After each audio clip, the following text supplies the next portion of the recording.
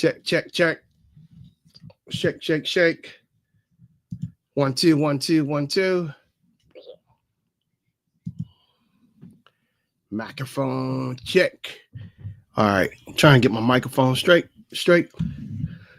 All right, what's up? What's up, everybody? Welcome to the Shannon Show. Today is Wednesday, March 26th. Get down, get down. In order to get up, you got to get down, okay? You got to get down. Hey, what's up, Gravy? Hey, what's up, man? Hey, wait a minute. What you mean, late pro streamer? Wait a minute.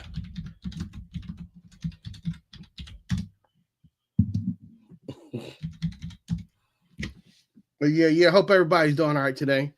Hey, what's up, Kim? What's up? How you doing now? Appreciate you coming through. Yeah. I had my time set. I tell you what, in my world, time just fly by. Kim speaking to me. She's speaking to Patrick. Yeah. So I wasn't able to stream last week, but I figured I'd try to get on here, do like an hour stream, get down, do something. Oh boy, here we go. I tell you, the weather here had been going back and forth. It was big. Last Tuesday, I think it was like in the 70s. Last Tuesday was like in the 70s or something. And then next thing I know, it dropped. It dropped down to like the 20s, or I don't know what happened. And it just threw me all off, hot, cold. So I think this week, it seems like it's going to be cold, and maybe it might warm up towards the end of the week. I don't know. I don't see nothing. Yeah, maybe this weekend tomorrow it says it's supposed to be Friday 49. Nah, it's gonna be 74. Saturday 59 and 71. Yeah, okay. It's crazy, man, You know.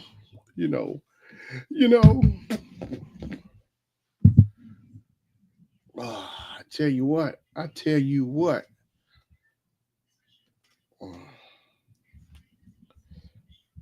Don't you know?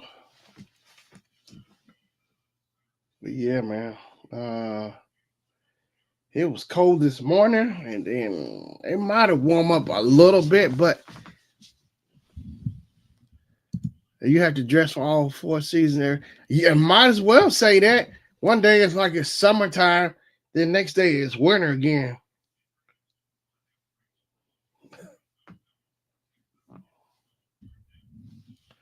Okay. All right, Kim, I appreciate it.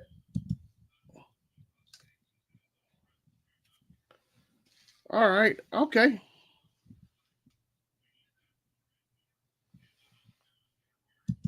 All right.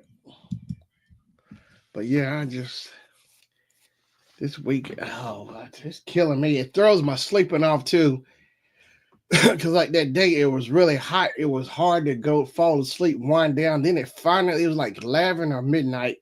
Then it finally started cooling down. But the next day, it just all freezing. Like yesterday was freezing. It was in the 30s yesterday. It was like 34 or something. And see, the weather is like now it's 49 degrees. So tomorrow it says 37. Highs be 57, the low be 37. I don't know. I went to Kroger earlier and I got some of that chicken I usually like. The chicken seemed a little off or something. It seemed a little too greasy. I don't know. All right, I appreciate it, Kim. Yeah, I appreciate it. Thanks so much. That Kroger chicken, I don't know. It wasn't happening to today. I don't know. It usually is crispy. Maybe I grabbed the wrong box. I don't know. It just.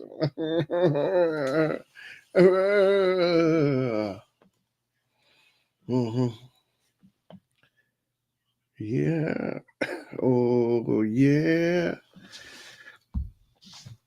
owns those tres cuatros.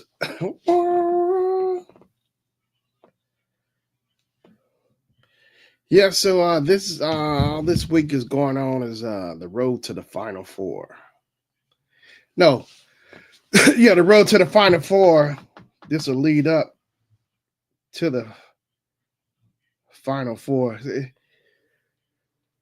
So I know Tennessee and the Tennessee Volts and Kentucky play tomorrow. Yeah, it's the Sweet 16. Yeah, this is the Sweet 16. So I'm rooting that Tennessee lose tomorrow. Yeah, the NCAA. Yeah, I got my brackets all big and stuff. I got big brackets going on. That's right.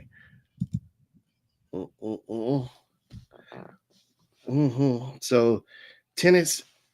No, wait. No, Tennessee and Kentucky play Friday, not tomorrow. So it keeps throwing. See, the weather's throwing me off on my days.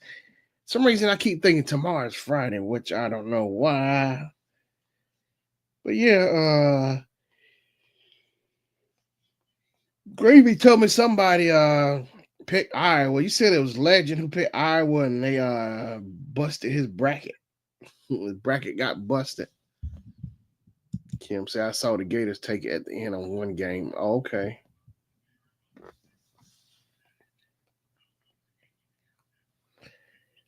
Yeah, that game is Friday. Kentucky and Tennessee. Tennessee is number 2 and Kentucky is number 3. The game is at 7:39. Iowa State. Oh, okay. My Tar Heels. Man, good gosh.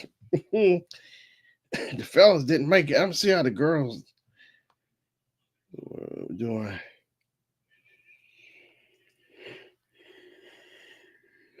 Let's see here, women.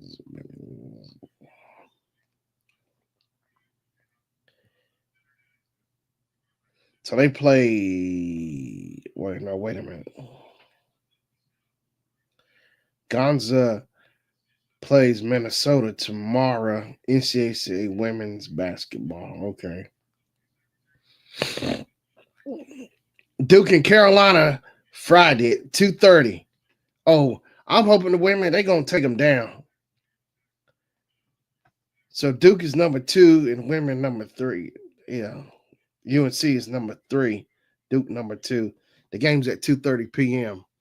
My mom used to do it. I don't know when she was at work. Yeah, she would do those brackets. I don't know if she's still doing the brackets or not. So LSU and State women's basketball play Friday at 7:30.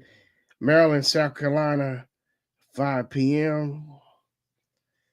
Then at Ole Miss and UCLA play Friday at 10 p.m. This is all women's basketball. All I know is I'm in a hurry to get that show done, set up tomorrow. I need a half day. These full days killing it. Yeah, these full days can be something else. Oh, Kansas State and USC play Saturday.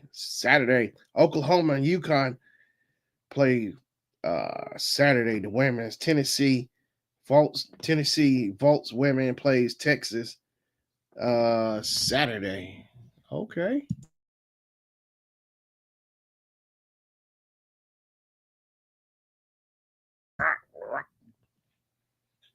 Yeah. So I'm seeing how the ladies do for basketball. Like Curtis Blow song, they play in basketball. They play in basketball.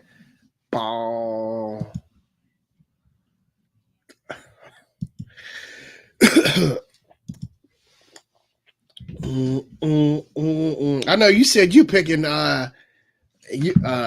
Duke, Gravy. Yeah. Kim says, do you see the commercial where it was a living room full of Duke fans, and then the Dart invited a boy she liked that showed up? Oh no, I didn't see that. I gotta look for that. Race, all that work we did. Are you serious, man? For 3 games? Oh my gosh. three games. No, I got. I'm gonna make a screenshot of that because I don't care about them Dookies. And Blair, they got certain family members, traitors. I knew one was one, and then turned to find out the other one I found out a few years ago was a traitor too. They both loved Duke. I gotta deal with it. Even in my family, I gotta deal with that on this level too. I can't escape. I gotta look for that commercial. But yeah, it's crazy, man. Good.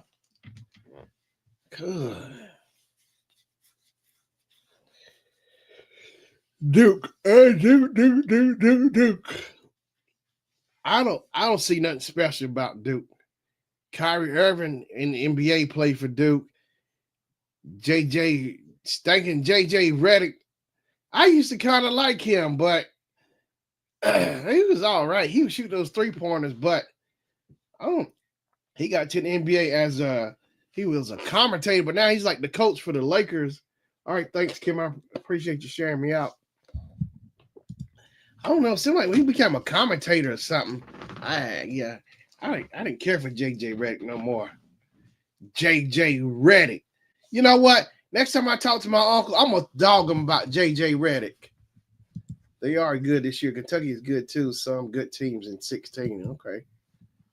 Yeah, I tell you what, when I talk to my uncle, I'm gonna dog him about Duke since he's a big old stinking fan.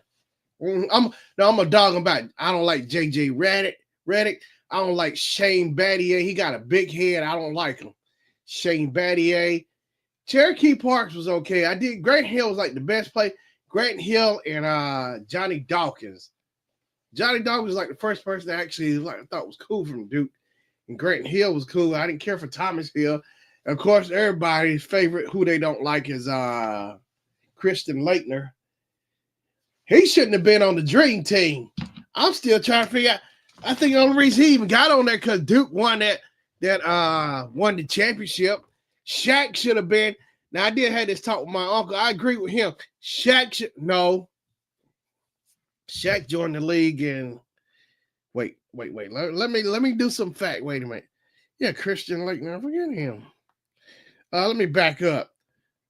When Shaq joined NBA League rookie year. So Shaq went to the league 92, 90. Yeah, because the Dream Team was in 92. Shaq should have been on that team. Shaq should have been on the Dream Team. Forget Christian Laettner. He probably cared more about his hair products and stuff. I know he did that shot. Yeah, though I know that shot. He got lucky on that too. I remember watching that game too, man. Christian Laettner. Forget him. Christian Laettner looked like a crybaby. If you look at his face, it looked like he's always gonna cry or something. Christian Laettner. And that shot was it on Kentucky?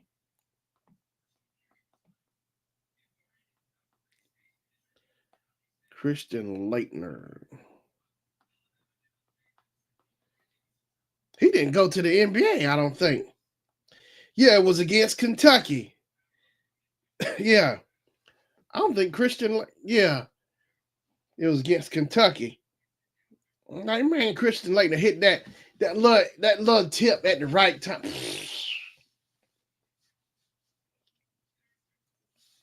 Yep. But I remember Grant Hill was on the cover of Sports Illustrated too, showing him catching the alley hoop or whatever, dunking.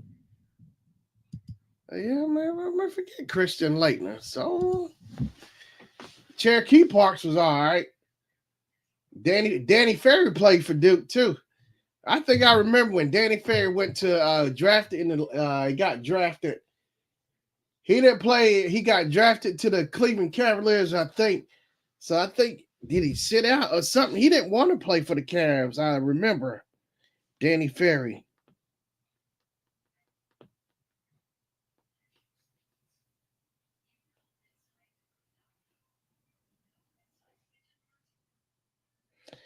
Danny Ferry.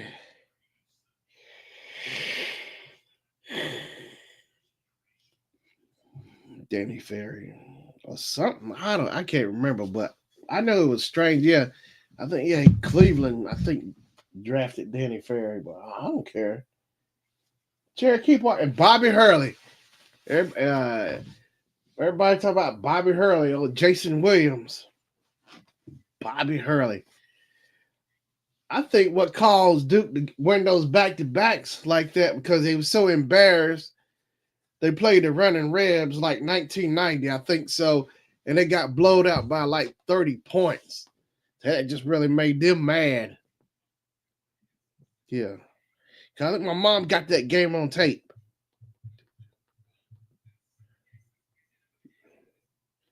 UNLV 1990. Yep. I called it. The 1990 NCAA tournament concluded with UNLV winning the national championship thanks to a 30-point rout of Duke in the final, 103-73. The margin set the record for the largest in championship game history. So I think that motivated them to win those two back-to-backs, 91 and 92. Because I remember that I was like, Duke got blown out by 30 points. I kept watching it over to see and looking at the score. I remember that too. My mom recorded that. The Running Rebs, because Larry Johnson was on there. Plastic Man, Stacey Ogman.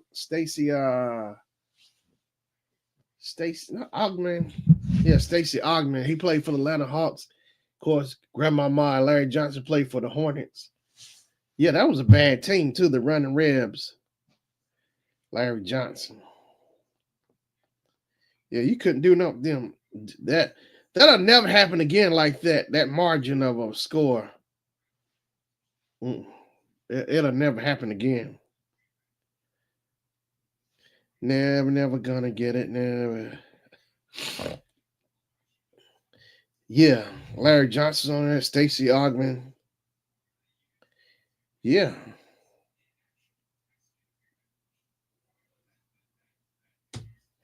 The Running Rebels. Yep, UNLV. They took them out. So that's the biggest loss ever in history. Yep. Duke beat Indiana Final Four 92, and it was at Indy. Oh, okay. So I guess from that previous beatdown in 1990 motivated them to win. We won it. IU versus Kentucky. Yeah. That's crazy. I'm telling you, man, that getting that's the biggest embarrassment in history of a team ever getting blowed out. Coach K said, you know what? I'm gonna fix this. This will never happen again. So they got those two back-to-backs. They haven't won, not two back-to-backs. They have won again, but not like that. Not no two back-to-backs. But look at that lineup they had: Cherokee Parks, Thomas Grant, Thomas Hill, Grant Hill, Christian Laettner, Bobby Hurley. So they had that lineup they had that caused them to win those back-to-backs. But I think Shaq still should have been on the dream team instead of Christian Laettner. I don't think he really even contribute anything to the dream team. Did he even go? Let me look, because that was a waste, man.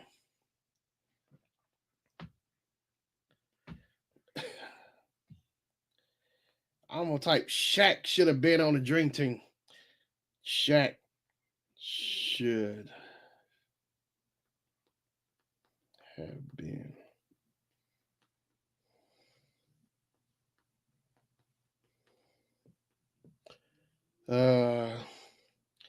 While many believe Shaq should have been on the 92 Dream Team, the team's roster included Christian Laettner as the sole college player, a decision based on his status as a two-time NCAA champion college player of the year. Oh, I didn't know he got college player of the year.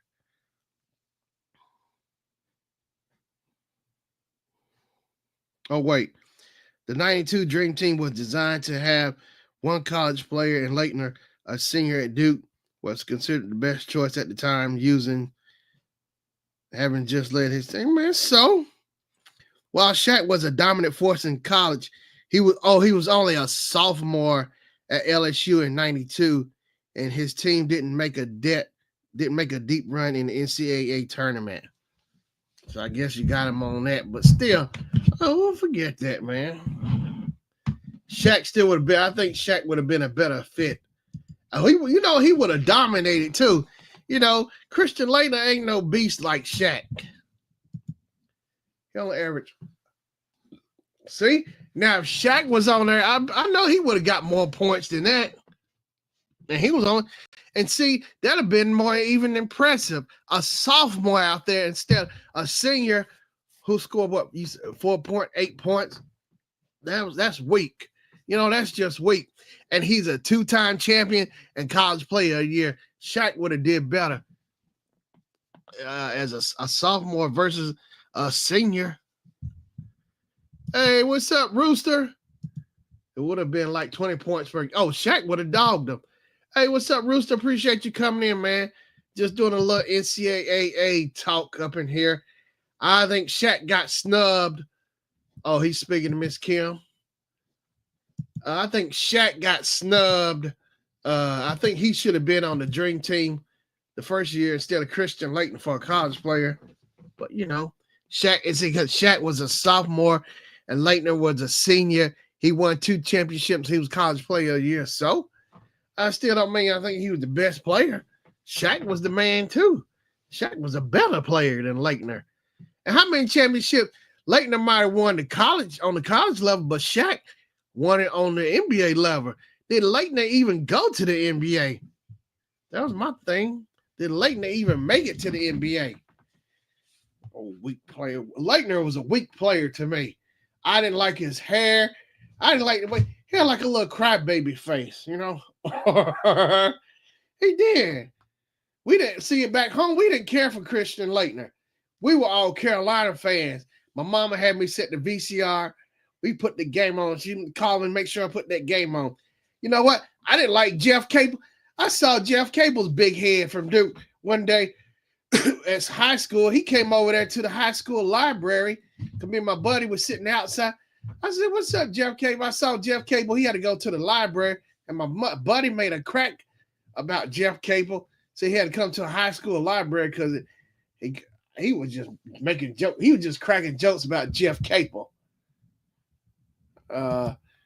It was because of all that shot hype. I know. Laettner was okay for me, but Shaq was better. Laettner wasn't weak though.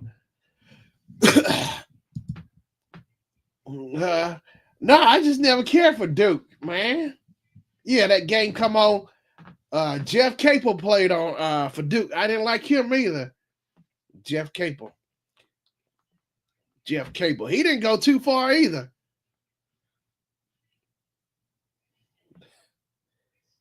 Jeff Capel.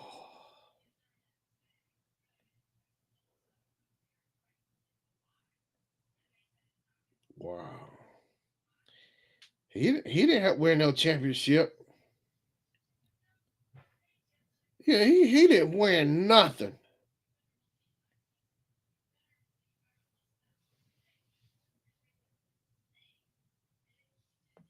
He sure didn't. So what was your most favorite NC championship game of the Running Rebs against Duke, 1990. They blew them out by 30 points. The Running Rebs had LJ or Grandmama, Stacey Augman, the Plastic Man, other players, but that was a bad team. They couldn't be in touch anyway. Hey, the women had to play each other in tournaments. Yeah, I want to see the girls dog Duke. I want to see Duke get dogged by everybody. Yeah. So what was yours as well, Rusa? Your favorite, championship NC? But yeah, me watching the Running Rebs dog and the Running Rebels dog Duke. Yeah, you know what? You don't hear that get talked about a lot too. You sure don't in conversations. I don't never hear no NBA analyst or whatever college analyst ever bring that score up again. I don't never hear nobody bring that up about Duke getting blowed out. Coach K, they always keep it under the keep it under wraps, keep it hush hush under the rug and stuff. Come on, the Duke in Kansas was the best one. No, 1990, man. To me, I think that was like the best one. Duke and UNLV 1990. Yes, they handed it to Coach K. Because Coach K thought he was the baddest thing out there. Well, the running Rebs showed him what time it was. Oh yeah, that was the biggest blowout in history. That's something Coach K has to live with forever. I like the 2 times in a row Butler went, and I love when a number 1 seed lost to a 16 seed. That was cool. Yeah. Okay. Duke and Kansas. Yeah, Kansas was cool. I think Roy Williams even coached for Kansas. He sure did. My former Carolina coach before Hubie Davis took over. Yeah, Roy Williams. So the Tar Heels won with Roy. Dean, then Roy, because Roy took over after Dean. And then Hubie, he got close the year, maybe last year or the year before. He got really close. Duke's record speaks for itself. Over there, they got a sign up over that Cameron Indoor Stadium that says Shazetskyville. And on the floor it says Shazetskyville. I know, I was over there. I've been inside Cameron Indoor Stadium. You got the little raggedy on there, raggedy Shazetskyville. It looked kind of faded and scratched up, Shazetskyville. Mm-hmm. Oh yeah, and crazy thing is too, I remember being over there on campus. The students had tents out there, so basically waiting in line to get their ticket or whatever it was. Yeah, so that way they all had their tents out there by Cameron Indoor Stadium, waiting in line. Oh my gosh, yeah, they camping out for their tickets and stuff. Mm-hmm. Yeah, I'm telling you, man. Duke record speak for itself. Coach, Coach K wasn't too bad. I remember meeting him I saw him one day. Me and my folks who were down at Food Line, and we were getting our groceries. I was getting my groceries, and I was in one lane, and then also I looked up. I said, he looked kind of familiar. I kept looking. I said, oh snap, that's Coach K, because he was about to check out. And one or two people started recognizing, started coming up to him. I kind of went up to him. I think I kind of remember seeing him. Coach K. Because Coach K learned under Bobby Knight. Yeah, sure did. Bob Knight, Coach K. Sure did. Mm-hmm. But yeah, I like IU team better. Like when they had Isaiah Thomas. Isaiah Thomas was the man. Calvert Chaney played for IU. Calvert Chaney. He was a good player for IU. Calvert Chaney. Yep.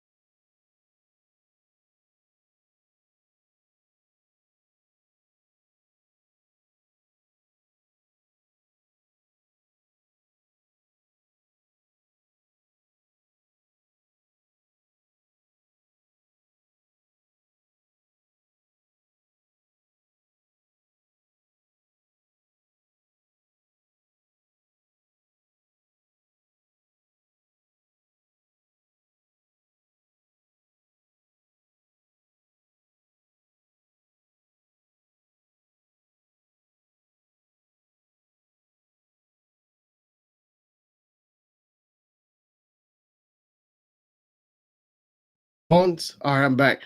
I had a little interruption. I'm now back. But yeah, as I was saying, and Rooster up there saying Duke's record speaks for itself. I still don't care if it speaks for itself. Just because it speaks for itself don't mean you gotta like it. Good.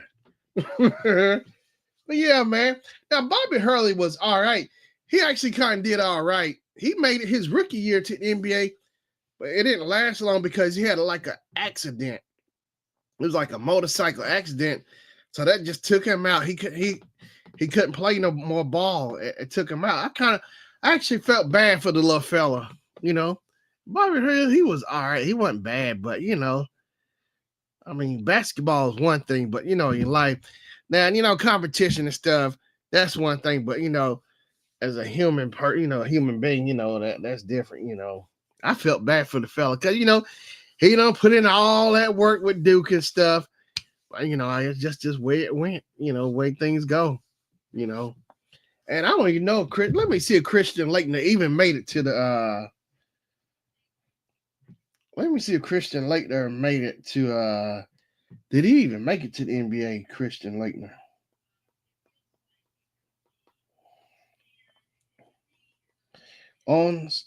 Does did he even make it? Let's see NBA.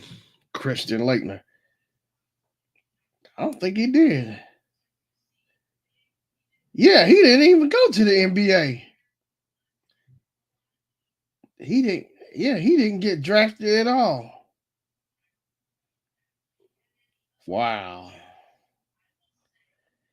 And see, and look at that. Christian Laettner. What happened to Christian Laettner in the NBA? Okay. Oh wait. Oh wait. No. Okay. He played for 6 different teams. Was traded 6 times. He never spent more than 4 full seasons anywhere. In 2004, he was suspended. Oh, see there? Went to the look. 2-time college champion and college player of the year. And like I said, and see that validates it even more. Shaq was a sophomore. He would have did better, but because it's the stats, see, the stats really don't mean nothing. But you see the way a player performed, Shaq was a better player and got to the NBA. Shaq dominated. What did Christian Laettner dominate? A 2-time college champion and player of the year. He ain't dominating nothing. He couldn't even stay on one team for 4 years, according to the stats. I was like, man, that's and Shaq was the man too. He played with Chris Jackson before he became a Muslim. Yeah, joined the nation, became a Muslim. Chris Jackson was the man too. Chris was like a senior. Shaq was like a sophomore. But they were bad, man. Shaq proved it. He was gonna be really good. Gravy says after being the 3rd player chosen in '92 NBA draft by the Minnesota Timberwolves, enjoyed a 13-year professional career that included a spot on the league's all rookie. Yeah, I don't care about that. Yeah, well, that's nice and all, but he ain't pulling off like Shaq did. I just show you the greater like. So Laettner was a senior and Shaq was a sophomore. It reminds me of parallel to Bird and Magic. Magic was a sophomore and Bird was a senior. But see, both of them were great players. And they were great in college and great in the NBA. They both won championships, the status of them, And they end up playing together on the Dream Team. So, I mean, they proved they were really worth, being in the NBA and on the Dream Team. Shaq was, well, of course, Shaq. Well, of course, not Shaq. Well, of course not. Shaq is a monster. Yeah, I know, man. I tell you, man. Yeah, but back home, I think back home, I was more in tune to Carolina games, even like in the 80s, I watched it all through the 80s. Like I remember when Rick Fox used to play. J.R. Reed played for Carolina. Rick Fox. Kenny Smith. I remember watching Kenny Smith. I used to watch it like advertisement, like he would do like a break or a bumper for a news channel, for the local channel. He would shoot a jump shot. He would shoot like a 3-pointer or whatever and turn and say his name or whatever. Kenny Smith, Kenny the Jet Smith. Kenny was the man too at Carolina. You know, I think he played with Rick Fox. Kenny Smith played with Rick Fox, but it's always been like that for me. The Tar Heels, I mean, I really actually enjoyed my dad and my mom. They were Tar Heel fans, but I actually enjoyed the Tar Heels myself. I really liked them myself, and I like the colors, of course, the blue and the white. And that's why you see like my avatar, it's that blue and white. Them Tar Heels, I'm always, that's like one of my main college teams I always like. Get them, Kenny. Yeah, get them, Kenny. But yeah, it was always Tar Heels, man, for me.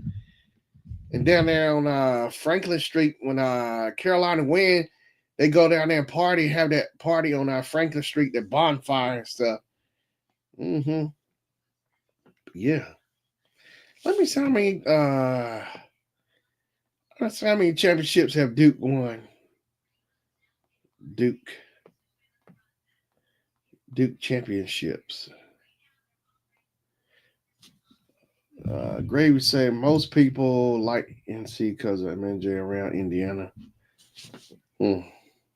No, but there was James Worthy, Matt Doherty. There was a lot of good players that came from Carolina. Of course, Lawrence Taylor, he played for the Tar Heels football. So Duke has won 5 championships, tied with Indiana for 5th all time, behind UCLA, Kentucky, North Carolina, UConn. Let's see here. UNC championships. So Carolina has won 6 championships. Carolina has one more championship than Duke. But, yep. On those tres cuatros.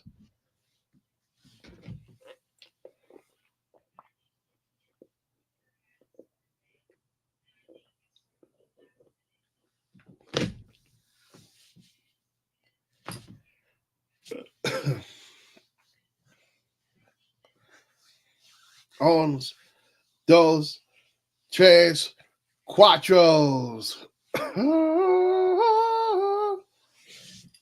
But yeah, man, Carolina, I think what got Jordan on the map, you see it on those Michael Jordan tapes and stuff. He shot that game point, the game winner. He was a freshman. James Worthy was a senior on that team. And my boy Kirk, what's his name? His nickname was Sleepy. Perkins, Sam Perkins. Yeah, he was on that team with them. So it was Michael, Sam Perkins, Matt Doherty, James Worthy. They were on that championship team. Michael hitting that game shot against Georgetown with Patrick Ewing is what that's what got him on the map. Because I think at the time when Michael was playing, they would say Mike Jordan. They didn't say Michael Jordan. I think they were saying Michael Jordan. But when he hit that game winning shot, they started saying Michael Jordan. Yeah. Yeah, there was, but MJ is all I heard about. Carolina gear was everywhere when he played. People wanting to play for NC. Yeah, Jordan really helped blow it up. Michael Jordan, yeah. And see the stuff, he like his dunks and stuff. Well, he was probably sure he was doing it in high school, but you saw it more exposed on TV. The dunks Michael was doing at Carolina, you saw him doing it in the NBA. You know. His hang time, all of that. He was doing that in college. He probably was doing it in NBA. I mean, in high school. I saw you. There's like one highlight. You see him at Wilmington High School. He dunked. Because Michael, like his sophomore year, he was like 5'10". You know, he was cut from the team. But I guess God willing, it must have been meant to be. He came back his junior year. He grew to be he was like 6'4". So that means he grew like, let's see here, 4 inches. So that means he grew 6 inches over the summer. So Michael Jordan grew like 6 inches over the summer. Yeah, so when he came back his junior year, he was killing it. He won. I think Michael won on the high school level too. He brought his school to a state championship. Perkins played for the Pacers at one point. Yeah, Sam Perkins, he played for the Lakers and he played for the Seattle Supersonics. So he went to the championship with the Sonics, playing against his buddy Michael in '91 championship, and then no, the '92. They won 92, 93, 94. Yeah, so they played for the title in '92. The Lakers versus the Bulls, Bulls versus the Lakers. So Michael played against his old teammate Sam Perkins. Now James Worthy, he might have still been there, but I know Kareem had already retired. Kareem retired like in '89, and yeah, and then Sam played for the Seattle Supersonics. I think he went to the championship with them back in night. So he played against, I think, Michael again, back in '96 for the championship. As long as number 23 was around, 23 was around, nobody wasn't getting nothing. Yeah, because Michael played against his buddy Patrick Ewing. Everybody. You know, as long as 23 was around, you weren't getting nothing. Yeah. So the Pistons got lucky because 90, 89, 90, they got theirs. Then 91, 92, 93, Bulls, started. That's when the Bulls dynasty just started taking over. Yep. Because I was rooting for the Lakers. It was the Lakers won 87, 88, and they went to the championship 89. They played Isaiah Thomas, Isaiah and Magic buddies. And I remember watching that game. It was I remember watching that game. It was like the day before the last day of school. I was at home. I had that game on in my room watching it. I think my dad had his TV on. We both watching the game. I was like, come on, Magic. I was hoping the Lakers gonna win a third championship. And I think Magic, he pulled his hamstring or something. And then when I saw that, I knew it was over. I felt bad too. I knew when Magic hurt himself, he pulled his hamstring or whatever. I knew it was over, man, for the Lakers. Graves, I hated the Bulls doing their runs. Pacers had some good games with them. Oh, yeah. Now, Reggie Miller, he was like one of the first Pacers I remember I liked, because I used to play on my Super Nintendo, like Bulls versus Lakers. I remember picking Reggie Miller and Chuck Person because I know both of them were good three-point shooters. And they called Chuck Person the rifle man. And his younger brother, Wesley Person, was a good three-point shooter too. He played for the Phoenix Suns. Yeah, Wesley Person. He had a younger brother. He reminded you of Chuck too. But Wesley Person was the man killing those. Chuck Person was the man for those three-pointers. I was like, man, I wonder, was he a better three-point shooter than Reggie? Because Chuck Person would shoot those three. I remember I liked Rick Smits. That was when I first started looking Indiana names, Indiana teams. Dale Davis, Antonio Davis, the Dale Davis boys or whatever they call them. But that was a really good team back in the 90s. Like, because I had that game like 91, no, like 92. The 92 Pacers. I think that's when I started paying attention to the Pacers. But before that, the video game, I used to remember Reggie Miller and Michael Jordan were always, you could see they were always constantly fighting on, you would see it on the news, Michael Jordan and Reggie Miller. I know my mom didn't like it. I don't think she really cared for Reggie Miller because he was always fighting with Mike all the time, I'm not mistaken. Yeah. Graves said, I don't watch much NBA now. It's not the same unless Pacers and playoffs. I like NFL hockey.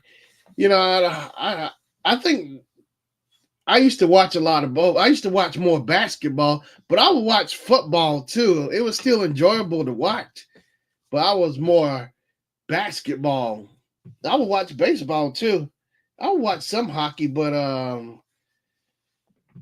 I think it's reversed now. It's like more football. I can get into more football, whether it's college or NFL, than NBA basketball because it's just, I don't care. I still look at some stuff like Stephen A. and them, but yeah, there you go. I rather watch NBA on I just look at Shaq and him NBA on TV on TNT. I rather just watch them. Yeah, get them. That's the best thing I'm thinking about the NBA is them. Yep, get them, Kenny. Inside the NBA, that's the best part about the NBA. Period.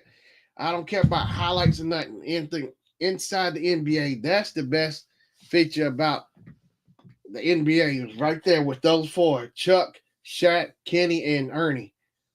Yeah, get them, Kenny. The antics. They always racing to the scoreboard, and they always messing with about Kenny, making jokes about his knees go bad. They always just they should give Ernie put more of a bonus on his check. Have to deal with them.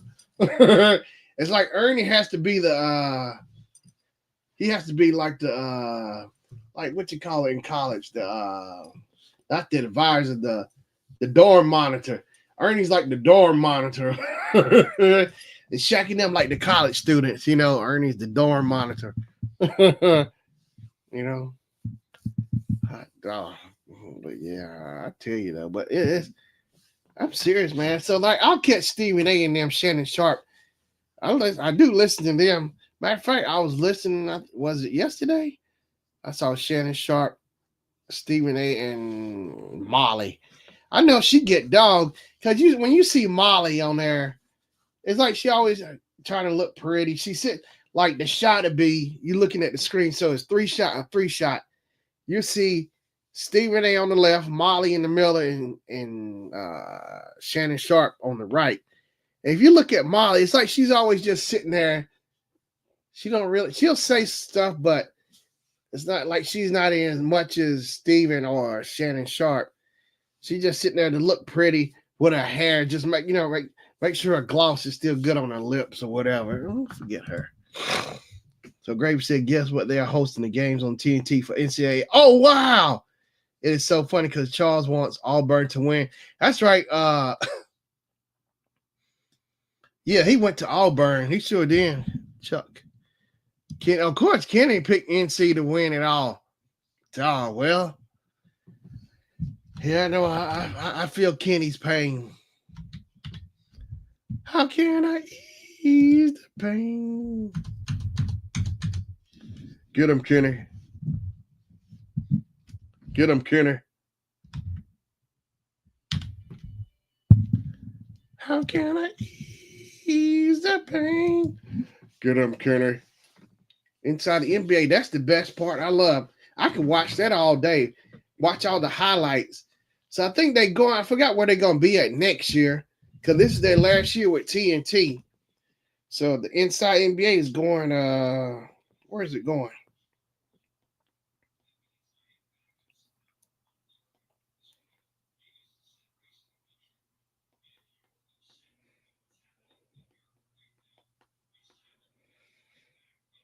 So they'll be moving.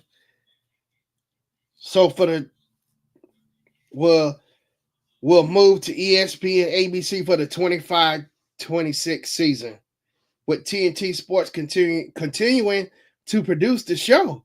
Oh wow! But they'll be at ESPN ABC. So wherever they go, it's still gonna be fun. It don't matter wherever they go, it's gonna be fun. Gravy said, "Yeah, I watched the first 2 rounds with them. It was great on TNT. I was flipping through the 4 different channels watching the games. Okay, get them, Kenner. I need to catch the highlights of just them talking. That's the best part, you know. Shaq Diesel, Shaq, but Shaq was good when he was in college. All of them were good. Charles Barkley, the round mound of rebound, that was his nickname. So he played when Jordan played too. Michael, that's crazy. It's like all of them who played against each other in college faced each other in the NBA. You know, I mean, they were good on the college level. They were good on the NBA level as well. Patrick Ewing, he was good too. He played under John Thompson as the coach. I think John Thompson III, John Thompson's son. I don't know if he's still the coach or not for Georgetown now. Allen Iverson played for Georgetown. I think he maybe played like his freshman year. He went his freshman year and then cut out. Let me check. Allen Iverson. He went to Georgetown.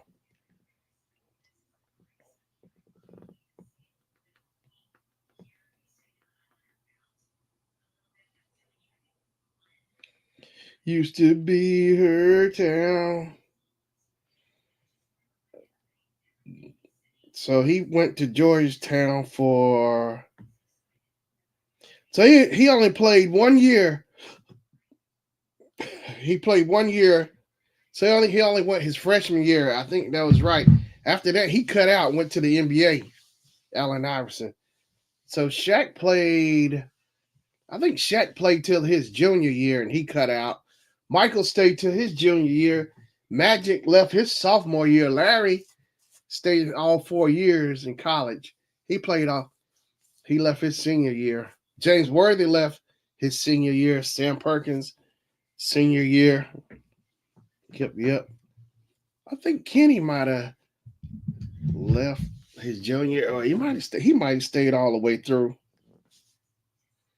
But yeah, those games. That's why I always go back on YouTube, look for those old college games.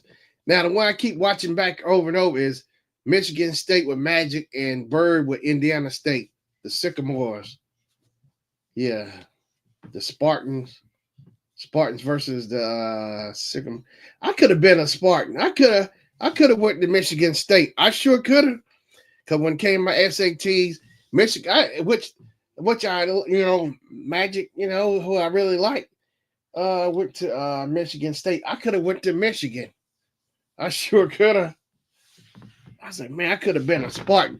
One of the reasons I didn't go because I know Michigan was cold, and being down south, I wasn't a fan of cold weather. It was cold enough back home, but Michigan, oh Lord, I don't think I'd made it. I was more, I wasn't for the cold.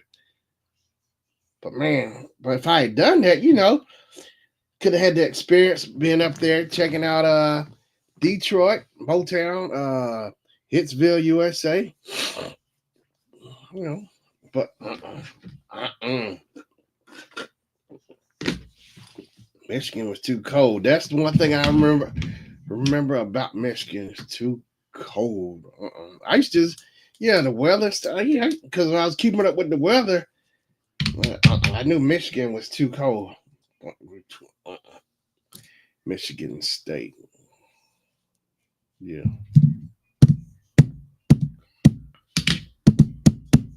Michigan State. Yep. But yeah, Michigan was still a cool. I like the school colors, green and white. The Sycamores, Indiana State, is like light blue and white. Duke is dark blue and white, whatever. Here I am. But yeah, all those old college games. Georgetown was good. Patrick Ewing, he was good. Oh, look at Hakeem Olajuwon and Clyde Drexler. They were teammates. Houston. They played for Houston College, whatever university. And then they end up playing together and winning the championship together in the NBA. So they won on the college level championship, and they also won in the NBA level together too. Clyde went back to Houston. He wanted to go hang with his boy Hakeem the Dream. But yeah, look at their old games. Because I go back and look at old games of players like John Sally. He played for Georgia Tech. So he was a good player as well. John Sally, before he went to Detroit, become one of the bad boys. John Sally. Who else? Dennis, 3D Dennis Scott. He played for Georgia Tech. We call him 3D. He was a good 3-point shooter. He played for Orlando Magic. He played with Shaq. Look at Penny Hardaway. He went to Jackson or whatever, I think. Penny Hardaway, I always see videos of Penny could have been Penny was like before Kobe. I think Penny was like the all-around player. He could have had a nice career, but I think he had injuries and stuff. That's what I think took Penny out. But Penny, if he stayed healthy, he could have been bad too, because Penny was another bad player. And Shaq and Penny, 1-2 punch like Michael and Pippen, they could have really went far, you know. One thing I didn't like when Chris Webber and Penny both came into the league at the same time. I think Penny should have got Rookie of the Year instead of Chris Webber. And Chris Webber coming off of losing to Carolina for the championship when he called a timeout when there was no more timeouts. He'll never get to live that down. I know he went on our senior host show and talked about that. He even took his hand and did like the timeout or whatever. But I like Chris Webber. I like him a lot better than I did then. But I like Penny better than I did Chris Webber. Yeah, cause I think Penny got cheated for Rookie of the Year. Because I think originally in the draft, Penny was going to go to the Warriors and Webber was going to go to the Orlando Magic. But Shaq had an influence on that because Shaq and Penny had played, they were in that movie Blue Chip with not Nicolas Cage, but Nick, what's his name? Nick Nolte. And I know Shaq said he liked Penny's playing style. So I think he made a suggestion to, I don't know, the coach or general manager, whoever, and they end up getting Penny because they played really good in the movie, and then they end up, being teammates in real life on the Magic, Man, Blue Chips is a really good movie. Shaq and Penny, but man, I think if Penny stayed healthy, Orlando could have probably won some championships. They did have a shot going to the title. They played didn't they play Houston back in, was it 99? Yeah, it was 94. Yeah, they did get their shot at it. I think Horace Grant had already joined them after the Bulls won with the Bulls. I think he was with the Magic. Horace Grant played with the Orlando Magic. And so I think that Shaq did have his first chance at getting a shot at the title. But, Hakeem the Dream, that's Hakeem. Hakeem the Dream. I had Robert Horry, Big Shot Rob, Mad Max, who else? Vernon Maxwell, Mario Elliott. They had a lot of Sam Elliott. They had a lot of weapons on their team on the Houston Rockets. I was always a Lakers fan and a Houston Rockets fan back in the 80s because I used to remember seeing highlights of Hakeem the Dream. Hakeem was really good. And Lakers and the Rockets were my big teams back in the 80s. The ones I really enjoyed the most. Of course, the Celtics. Wasn't no fan. I didn't think I'd start liking the Celtics to maybe like late 80s, early 90s with Larry. I started liking Larry Bird, but in those years, it was because it was always Bird and Magic, going at it for the championship games, just the regular games, whatever playoffs, the Lakers and the Celtics. But I remember like watching the games coming home on Friday from school. We put the TV on and watched the Lakers. I think I'm a Lakers fan because of my dad. And see, it's because of them. My dad and my mom, they were Carolina fans, so they had influence on me. That's why I like the Tar Heels and the Lakers. The Lakers because of my dad. Yeah, he used to watch Magic do those no-look passes, Magic Johnson and the Showtime Lakers, Magic, Kareem, Michael Cooper, James Worthy, Kurt Rambis, who else? AC Green. Yeah, that was bad. Oh, of course, Byron Scott. So Magic ran the point. Byron was the shooting guard.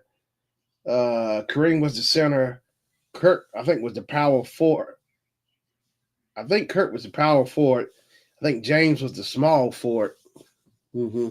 And of course, you had one of the best coaches ever, Pat Riley, who was a former Laker, and I think he won as a Laker too. Like, look at Phil Jackson. I like Phil Jackson.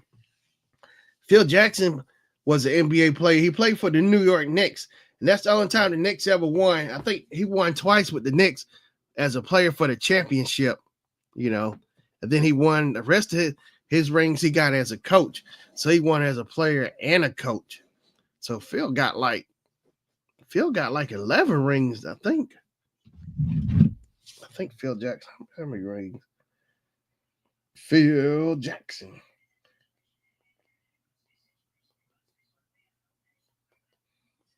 Phil Jackson. I'm sorry, Miss Jackson. Phil Jackson rings. I think he got at least 11.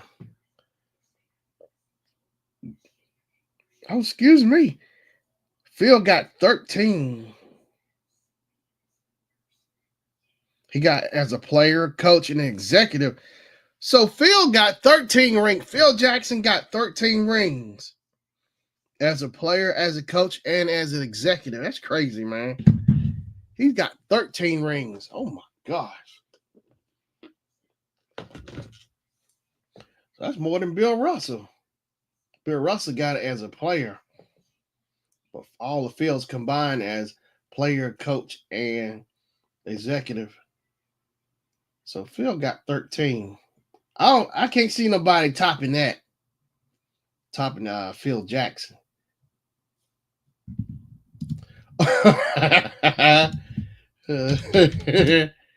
Put him on his feet. Yeah, he had to. He ran out of fingers, so he got a few toes you can use.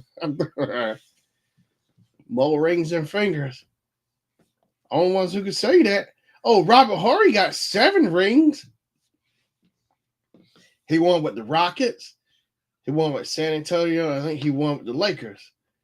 And I think Robert Horry got snubbed. They won't vote him into the NBA Hall of Fame.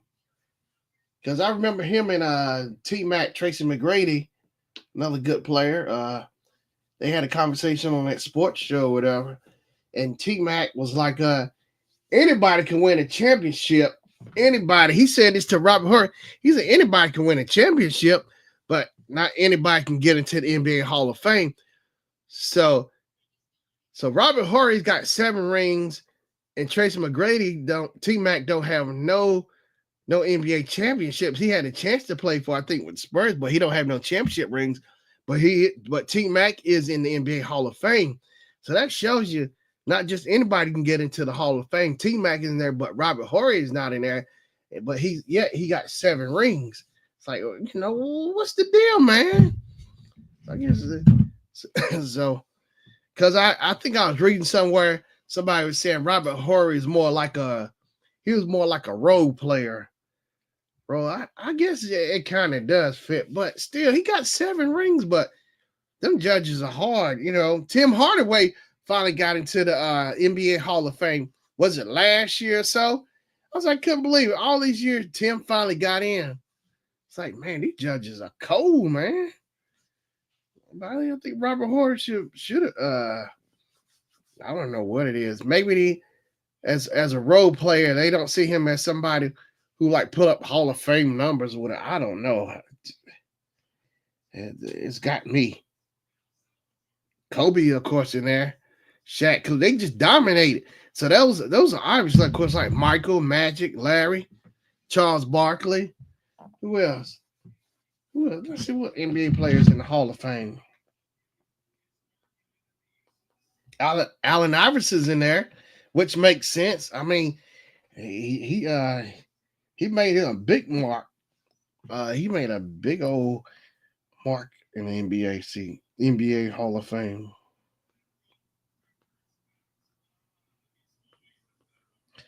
Let's see. Here we go.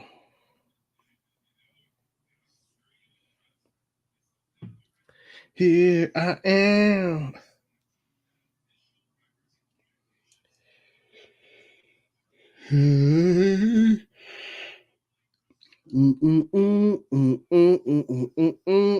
Hall of Famers. Here we go. Here I am. So that's Kevin McHale, Louis Dampier, Sergio Belov, Arthur Trester, Bill Russell, JoJo White, Charles Drizzle, Sam Jones. Oh, wow. What you call is in here? John Stockton makes sense. Gravy says Kroger's has Edie's ice cream on sale. Buy one, get one. Buy one, got two coffee. Oh, nice. John Stockton is in there. Tamika Catchings, Rick Barry, of course, Connie Hawkins, Hugh Evans. He's a referee. John Isaacs, James Worthy, Walter Bellum, George McGinnis, Lou Hudson. I don't know what it is. Bill Bradley, Bob Davies, of course, Michael Jordan, Jerry Tarkanian, Isaiah Thomas. I think Karl Malone's stinking butt is in there too. You know, I'm not no big Karl Malone fan.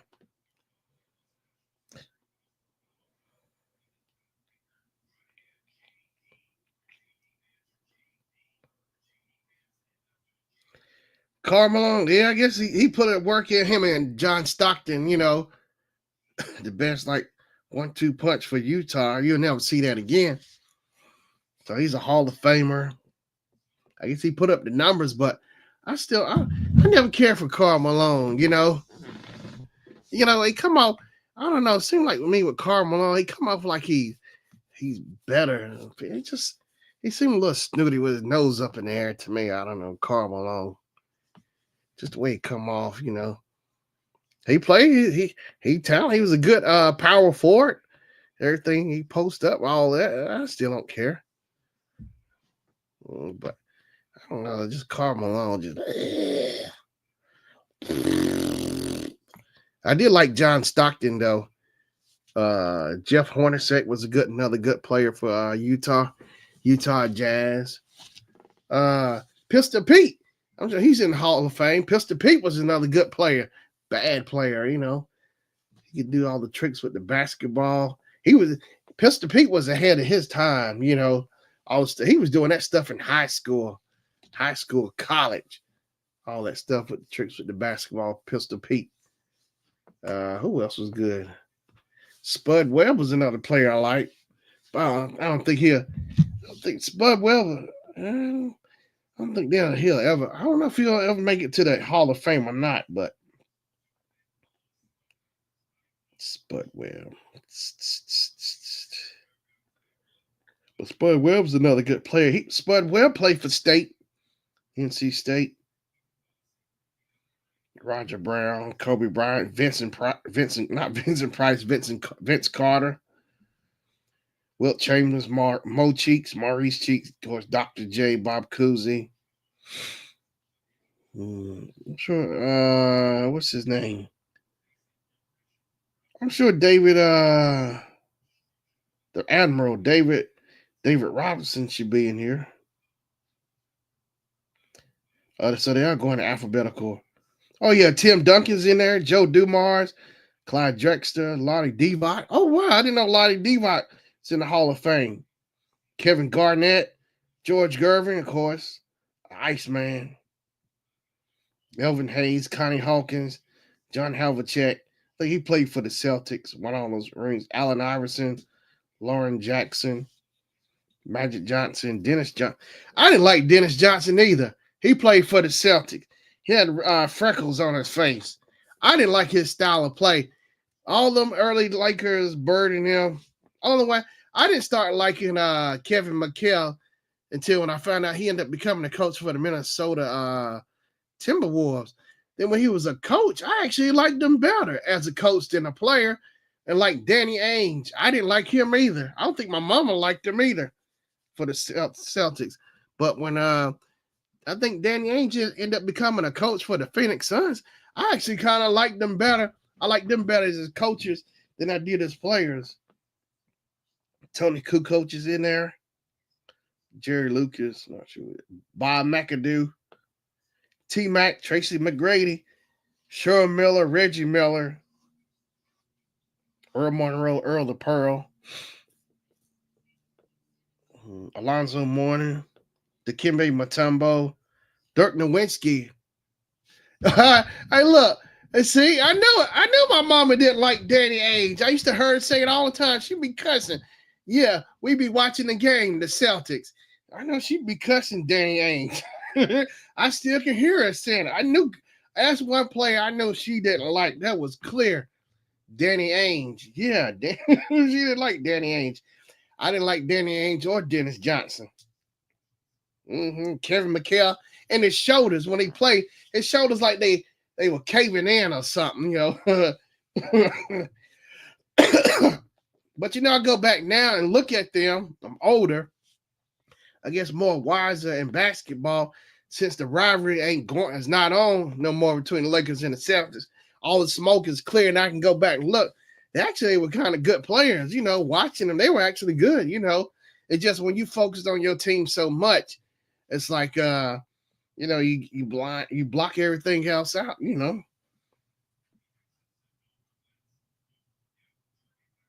Yeah, who else? Chris Webber's in there. Dominique Wilkins.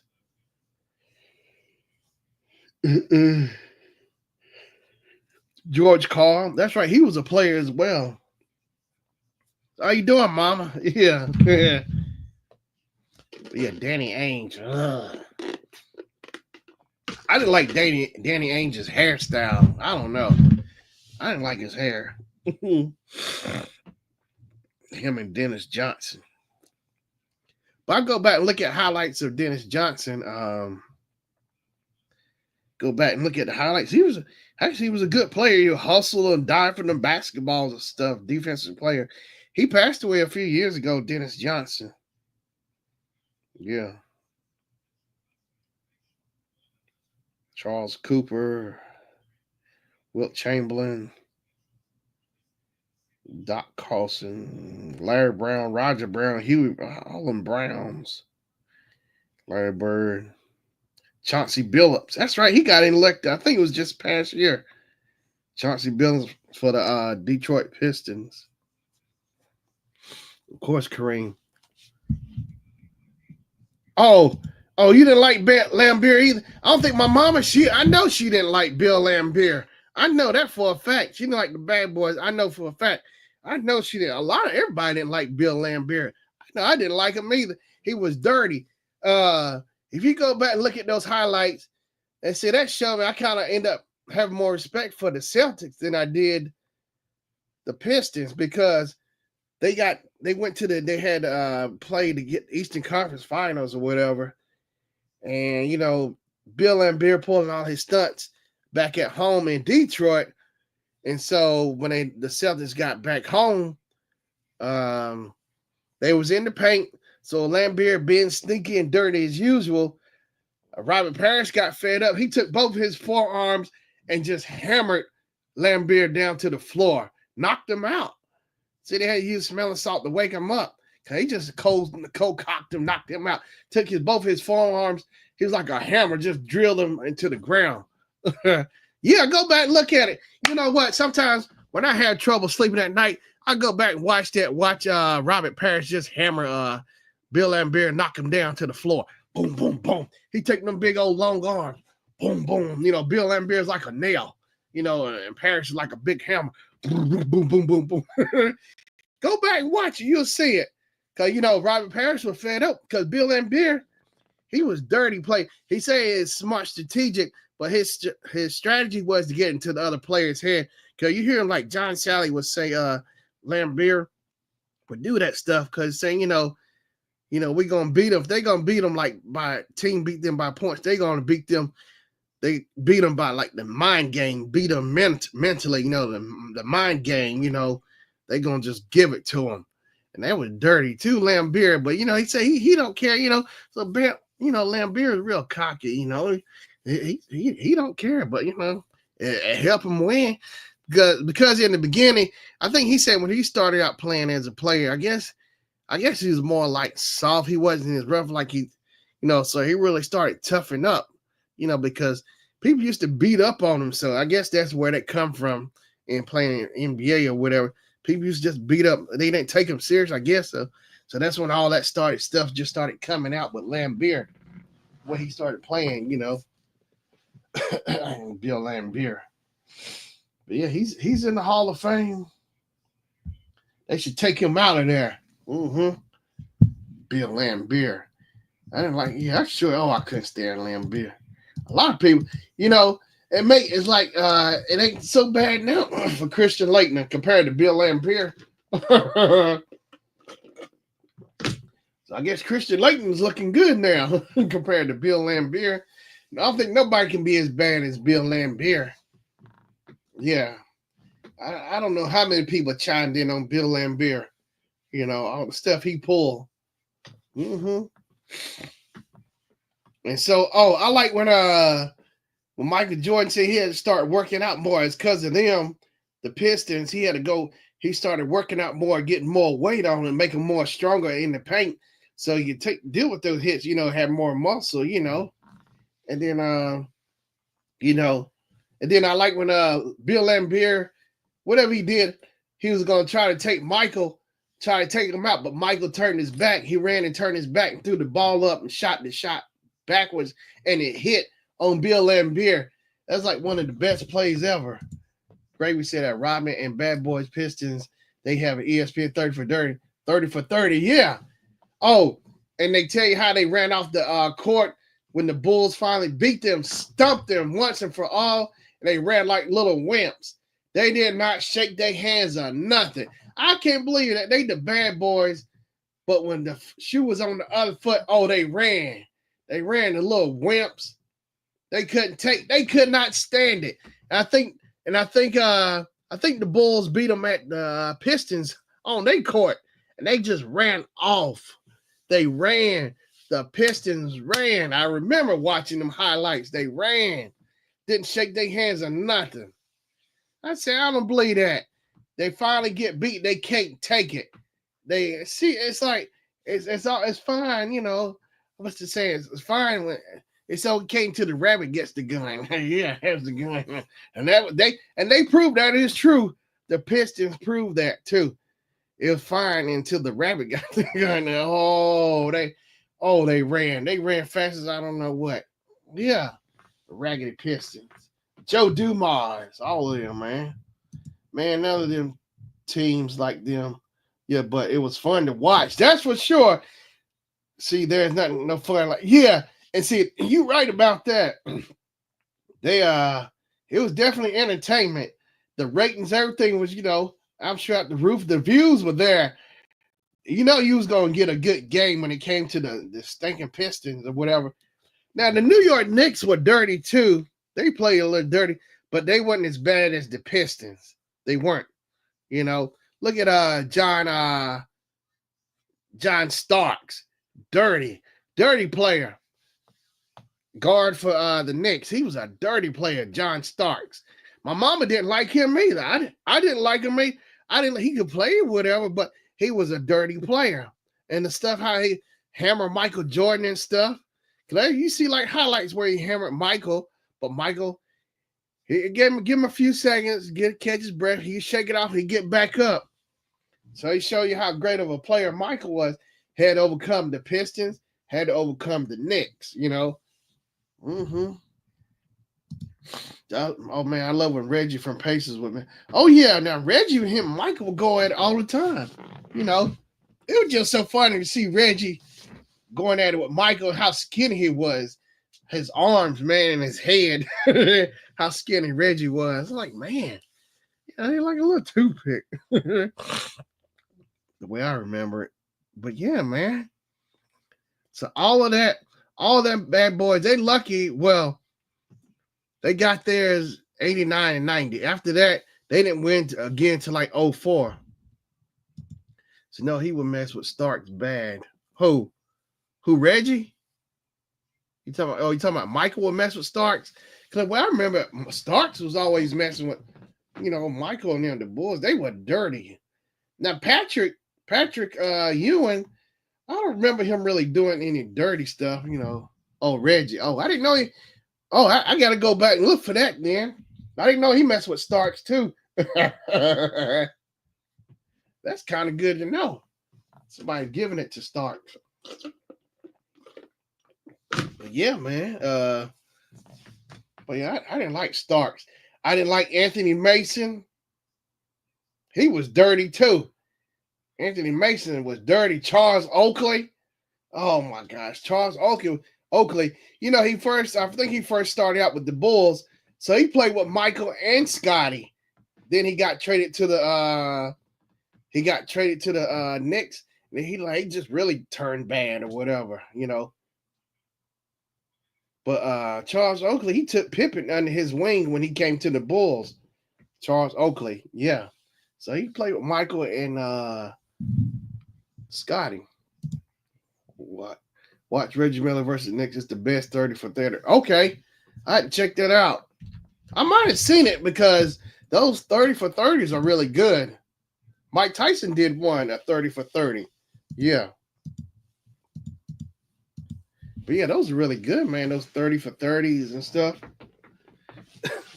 Yeah. But now I go back looking, like Patrick Ewing's like the only player I kind of like from the Knicks.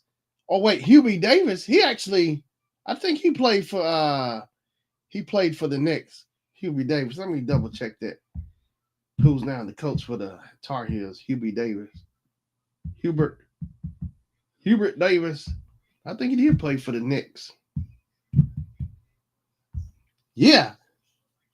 Hubie Davis. Yeah, I was right. He did play for the Knicks. Because I remember seeing like, man, Hubie Davis, he was a Tar Heel. Yeah, he played for the Knicks. Hubie Davis. Vince Carter, another Tar Heel, played for the Toronto Raptors, the Atlanta Hawks. He played for Orlando too. So that's another great player, Vince Carter. He put up Hall of Fame stat numbers. He won no championship, but he had those Hall of Fame numbers. He was killing it. The stuff all he did, won slam dunk champion. He put the numbers on the board. Him and T-Mac, because him and T-Mac are cousins. They both played for the Toronto Raptors and the stuff they were doing. And then when they both got traded, you know, they were still killing it in the NBA. You know, that show they were real great players. They didn't win no titles, but they were still great players, you know. Yep. Kenny Smith, he won 2 championships with the Rockets, 94 and 95. Gravy says, yeah, they talk about Starks and Miller, and Patrick Ewing goes, man, I hated Reggie Miller. That 30 for 30 is so funny. We had a big rivalry with the Knicks. Oh, yeah, that's the big rivalry, the Knicks and the Pacers. Oh, yeah, you see where Reggie does the choke. Yeah, I think he does it. He does it at the Knicks at the Madison Square Garden, MSG. He does the choke, the famous choke, where they choke. Yeah, so they choked. Of course, Reggie Miller used to mess with Spike Lee all the time. Him and Spike is always fun entertainment. Spike Lee is in the NBA Hall of Fame as a fan or whatever it is. Knicks versus Hicks. Oh, wow. And Spike Lee. Yeah, Spike Lee got inducted to the Hall of Fame, NBA Hall of Fame, as a super fan. And there's a guy for, I think he was a super fan for the Seattle Supersonics, got voted in to the Hall of Fame. But Spike got voted in as a super fan. Yeah. So Spike Lee should be on here. Because I bet you JKL. Wait a minute. JK. Now it's a player. Well, wait. Team coach. Okay. Contributor. Let's see here.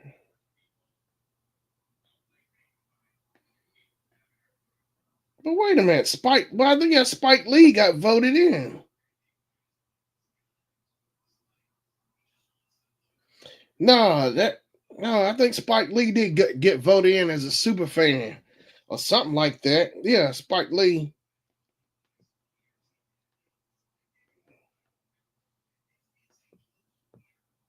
Spike Lee Hall of Fame was inducted into the Naismith Memorial Basketball Hall of Fame's James F. Goldstein Super Fan Superfan Gallery in October 2024. I know he did. Yeah. The referees are in there too. So a couple of referees are in the NBA Hall of Fame. But yeah, I know Spike got voted in. Yeah, as a super fan, which I can see because Spike been with the Knicks for 30, 40 years. He been with them every game. So, man, I might have to go watch that Reggie Miller versus the Knicks. It is so funny. You will laugh so hard. Reggie out there talking trash to Starks. I got to go see that. He giving it to Starks. Reggie is he'll be a shooting guard. I think Starks is probably a shooting guard too. Cause I think Mark Jackson would be like the point guard or whatever, but so Starks would be more like a shooting guard. Yeah. John Starks. Yeah.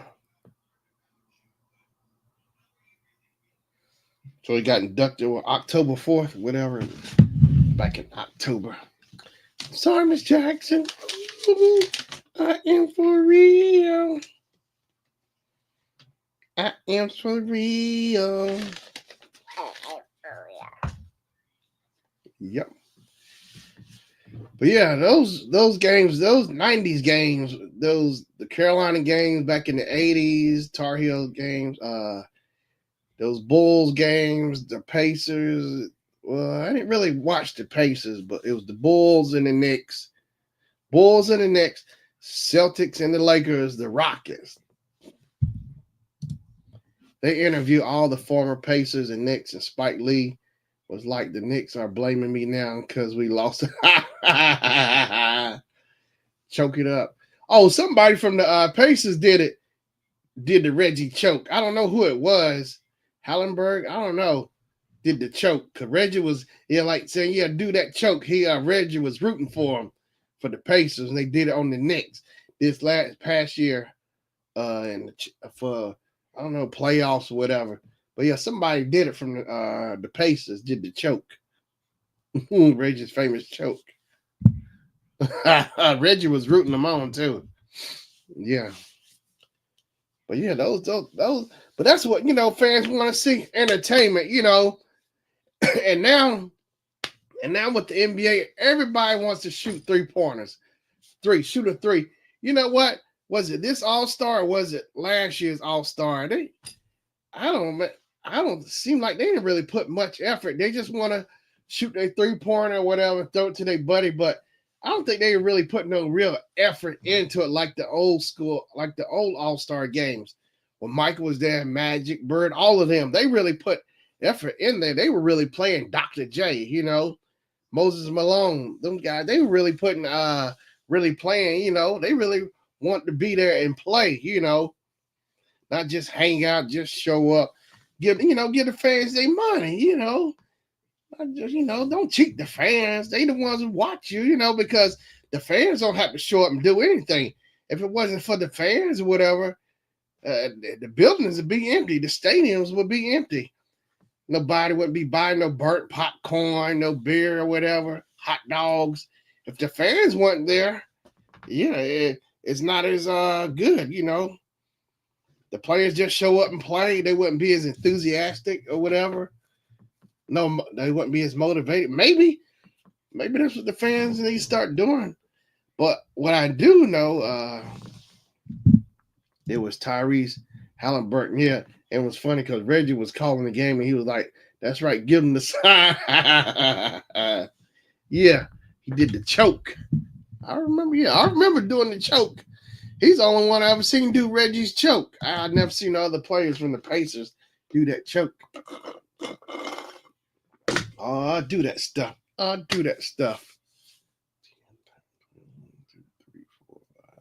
do that stuff. But yeah, man. And Kim, she's she ain't a Pacers fan. She a Knicks. No, she's a Bulls fan because the Grill Master is a Knicks fan, and she like when Scottie Pippen dunked on Patrick Ewing, put it in his face and dunked on it. Yeah, knocked him down. They was about to get into it because Patrick didn't like that how Scotty did him when he dunked on him and knocked him down. Yeah, they was gonna get into it.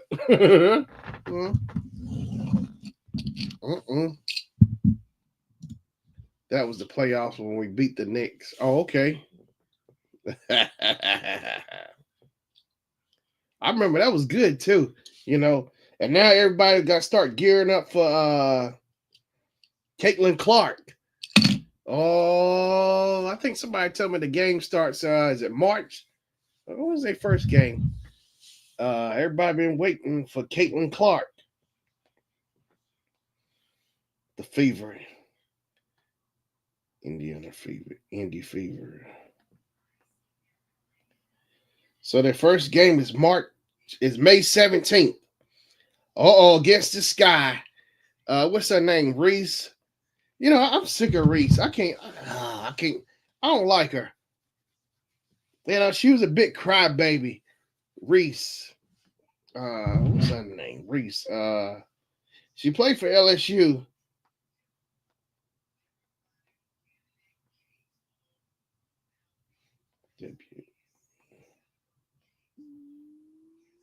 Angel Reese. She got her feature thing in McDonald's or something now, but she got her own cereal. Angel Reese. Gravy said, yeah, the Fever just picked up a good player too. They are not ready for Clark this year. Oh, and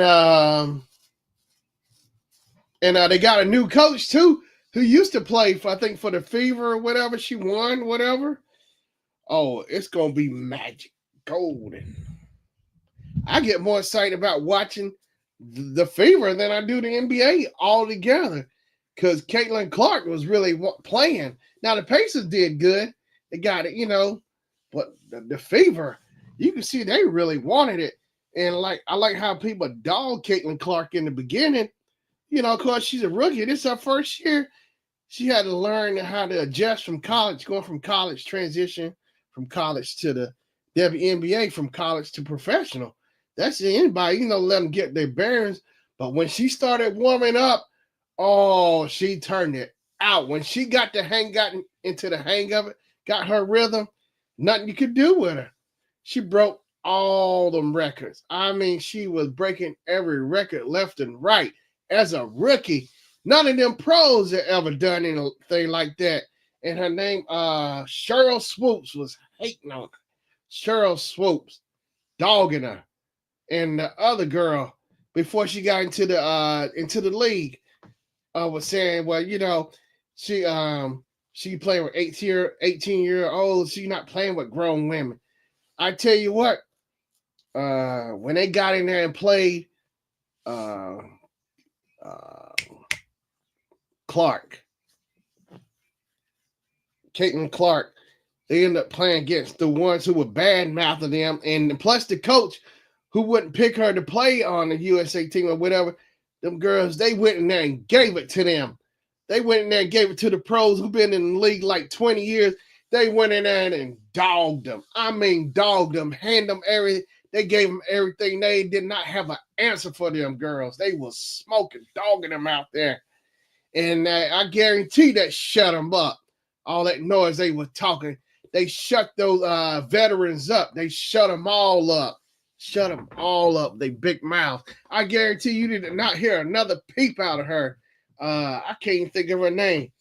She was up there dogging Caitlin Clark. And Cheryl Swoops, she just keeps on at it, you know, about how Caitlin Clark, she keep trying to discredit her and stuff, but it's obvious hate that she jealous because she's a way better player. Cheryl Swoops had her moments. I think she won. She had her time. She played in the Olympics and everything, but it's just straight up. It's jealousy. It really is. Reese complained that they need to be just like the NBA. Then they showed highlights of her missing all these easy layups. All she does is rebound. Yeah, rebound. Reese always complaining. I noticed that, and all that long, her nails too, man. It's like she got those long eyelashes, that long hair down to her butt, whatever, and those nails. How can you even play like that? She probably can't see with those eyelashes. They look like tarantulas on her face crawling around. You know, big old tarantulas on the face. No wonder she kept missing. If she take those eyelashes off, she might can actually see. You know, like hot dog. You know? Said they beat all the all stars. It was funny. I called it. Yeah, okay. They beat the team. Yeah, they dogged the Team USA, smoked them. They smoked them. And on top of that, threw in the coach face who wouldn't pick Caitlin to play with them. So that was even more motivation. They got dogged. They tore them up. They didn't have no answer. They brought everything out of their arsenal and still wasn't enough. All of them combined, they still couldn't have no answer for Caitlin Clark and them. She don't wipe good enough like spider eyes. Spider eyes and tarantulas. Yeah.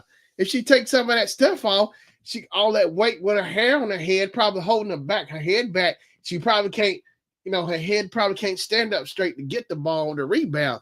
Get rid of those eyelashes and that hair, cut it down or something. I think she's too busy trying to look pretty, That's what that is. And like she has a podcast show or something. Like she's more concerned about her podcast show than her game. And they're actually paying her to play as a player. Let me get out of here. Let me forget Angel Reese. Her attitude sucks as a player. I don't like it.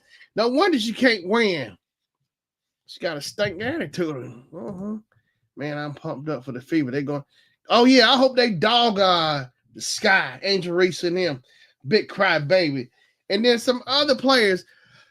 Players did Caitlin Clark dirty and referees. Oh, so I guess the refs, are they gonna make better calls or something? They said they're gonna make some changes or something because a lot of players did Caitlin Clark wrong physically, and the refs just overseeing. It's like the refs were hating on Caitlin Clark too. I said, wait a minute. I understand the players one thing, but it was dirty. It was wrong. Like that one who scratched Caitlin Clark's eye. They really didn't do nothing to her. I don't think they did. I said, I cannot believe she was catching it from all ends, and none of them could put up the numbers she did as well.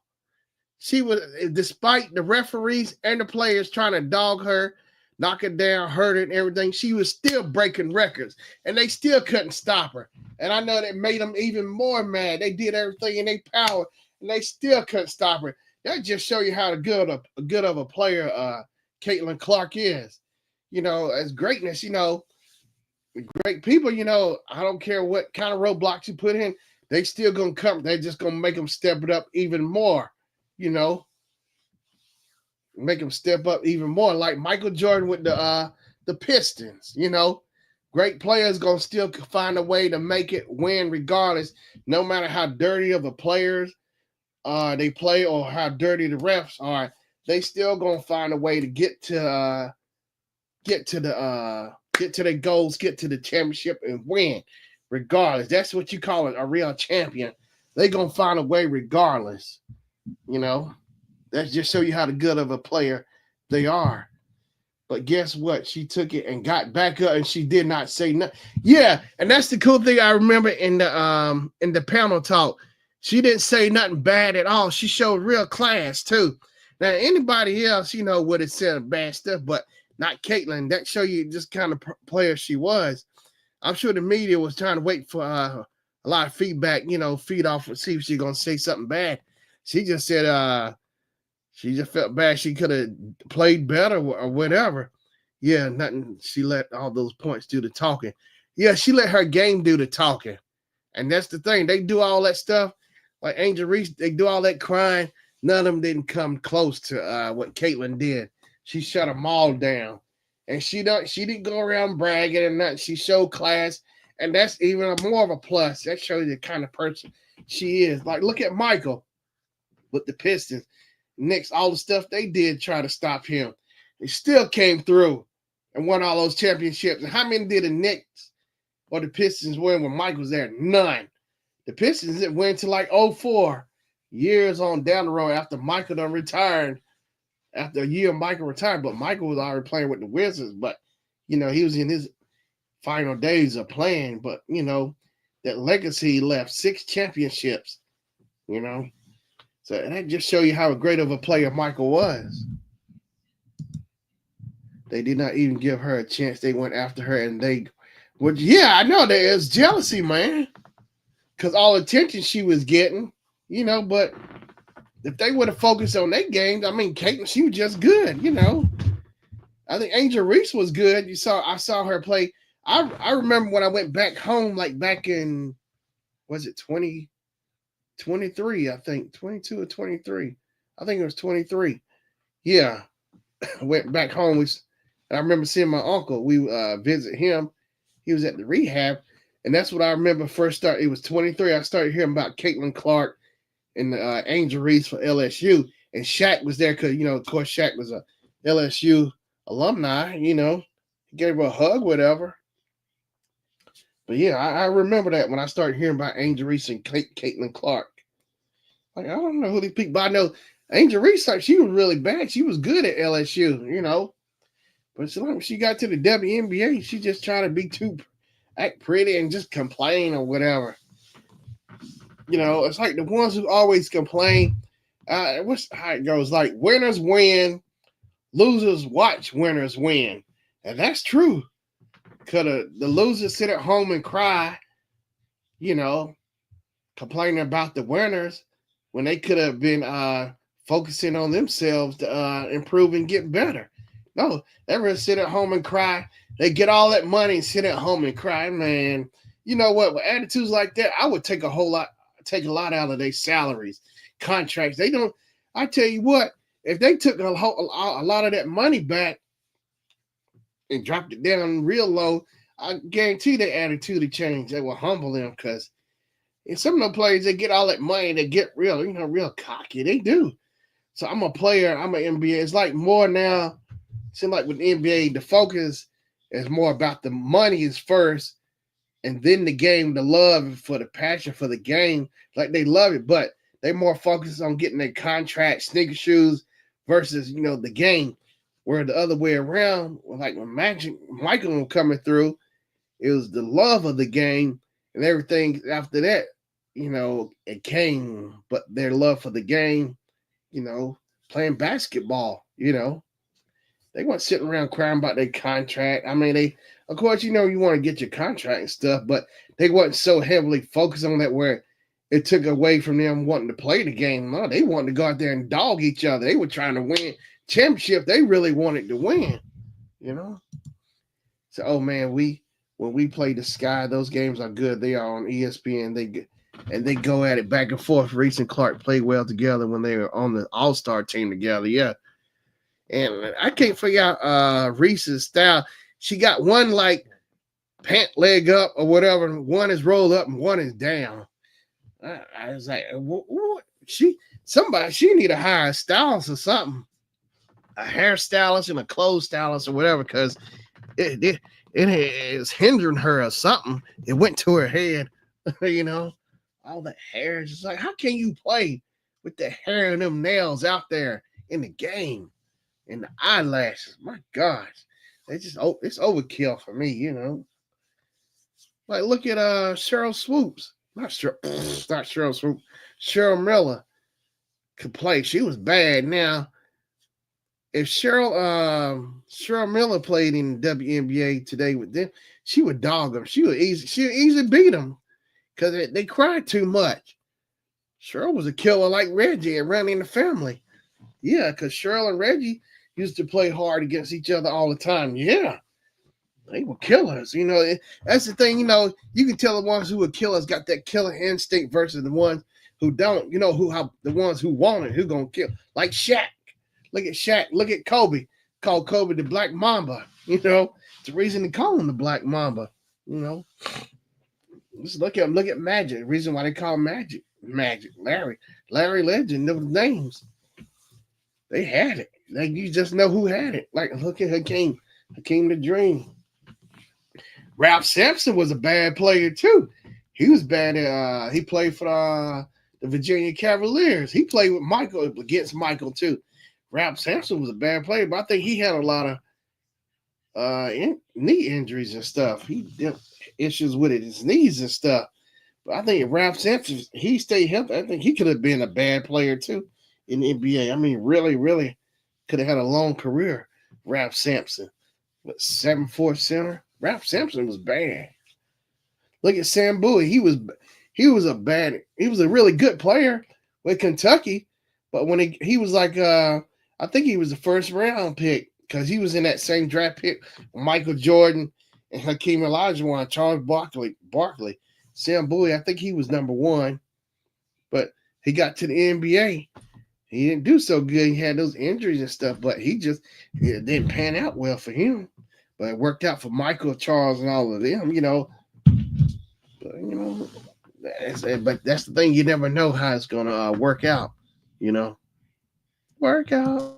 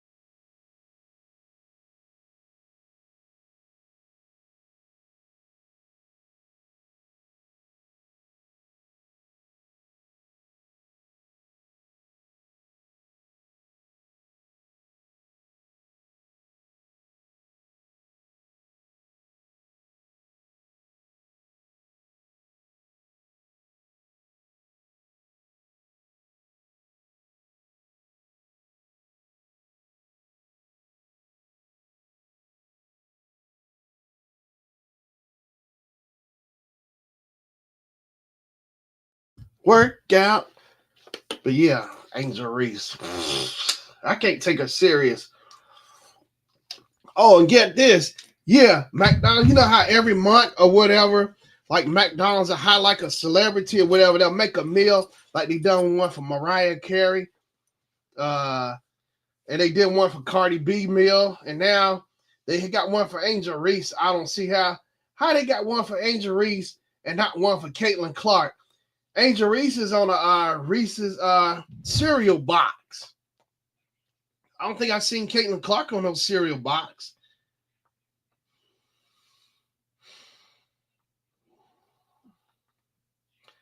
Caitlin Clark cereal box. Let me see here.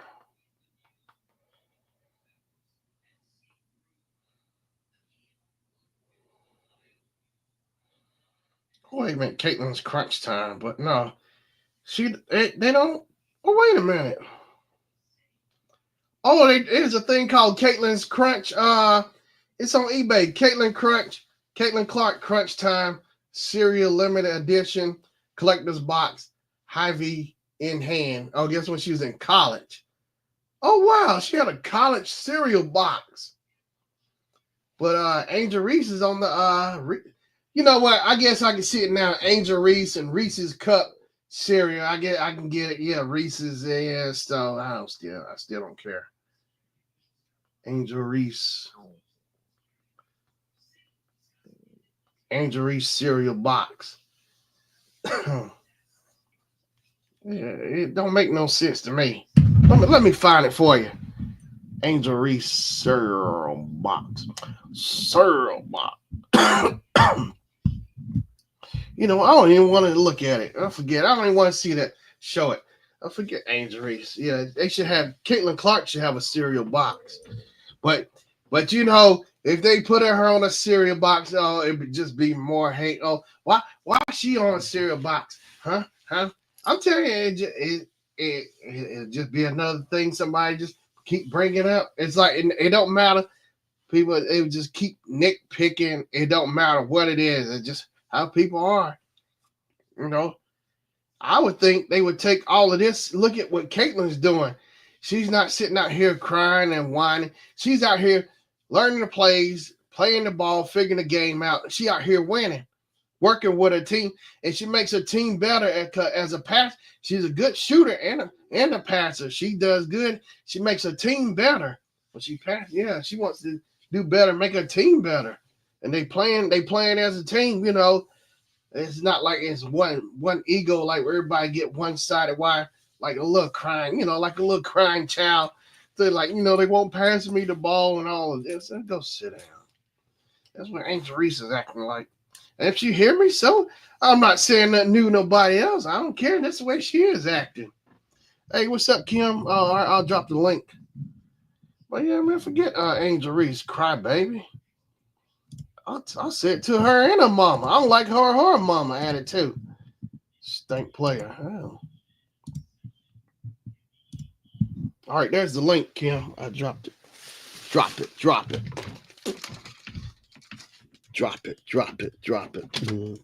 Something. Yeah, well, you know it's true, Gravy. Angel Reese, all she did was cry because she crying about everybody, like crying about with Caitlyn. Caitlyn this, Caitlyn that. Caitlyn ain't sitting at home crying about what everybody else doing. She focused on what she needed to do, and that's why she was winning, because she wanted to go out and win, and that's what winners do. They find a way how to get out there and make it happen. You know, they ain't sitting at home crying, you know, wiping their tears, crying, wish they want their mom to come, you know, dry their little face and get out of here. Well, no, she ain't do all that. They just a bunch of suckers. Angel Reese is a sucker too. Her mama a sucker too. I don't care. I said to both of them. So, yeah, I don't like your daughter's attitude. She need to grow up, you know. All right, Kim, there's the link. Yeah.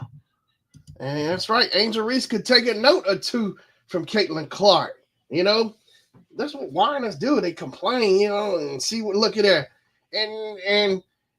And she's supposed to be like the leading rebound. Oh, she got something, but it's like they didn't want Caitlin getting all attention. But Caitlin wasn't trying to do that. She was just showing how good of a player was. Her work, she let her work do her talking for her. And as you see, hey, what's up, Kim? Who you talking about crying? Patrick Mahomes down there? No, I'm talking about Angel Reese, and then in the WNBA, how they crying about Caitlin Clark. You know. Oh, that's still going on. Huh? That's still going on. Well, I'm sure it's going to be picking back up because the season start. I think the first game is May 17th, and the Sky, who Angel Reese plays for, is going to play the Indy Fever, Caitlin Clark. So I know one of my friends, she already got her tickets. I'm sure the tickets already sold out. So I'm waiting to see them play because I was kind of disappointed after the season was over. So maybe they can make it to the championship this year. And, you know, the refs were dirty to Caitlin, too, in the Fever. They weren't calling a lot of plays. And I'm telling you, they did them dirty. I'm telling you, the referees were hating on Caitlin in the Fever, you know. Oh. I'm telling you, it was pure hate. Reese's big issue is that they don't get everything like NBA gets. I heard about they complaining, yeah. Mm-hmm. But yeah, I'm telling you, it's crazy. But yeah, but Caitlin Clark showed him how it's done. I'm telling you, Kim, when Caitlin Clark came to play for Indiana, I remember how big it was on the news. Like they were getting, it's because of Caitlin Clark, they was able to get hey Gravy, wasn't it? They were able to get airplane, commercial planes and stuff. I mean, because of her the magnitude of her status as a player, you know, it had a big influence on the WNBA, and it caused a lot of you know, people want to you know, do business, companies, you know. So that just that was basically not just helping her and her team, it was helping the WNBA out make for everybody. Everybody was winning. You There's know, no doubt that the WNBA, the people are taking notice now, yeah, and she's part of the reason. yeah, because of Caitlin. Yeah, and that should be a plus for everybody. But no, they don't see it like that. Because they so caught up in their ego, thinking it's all about. And no, you know, it ain't about that. But that's how I'm telling you. Well, Clark got them all kinds of attention. That's what they needed because I used to look at some of the stuff at WNBA and then I'll just like look at it for a few seconds and flick through the channel.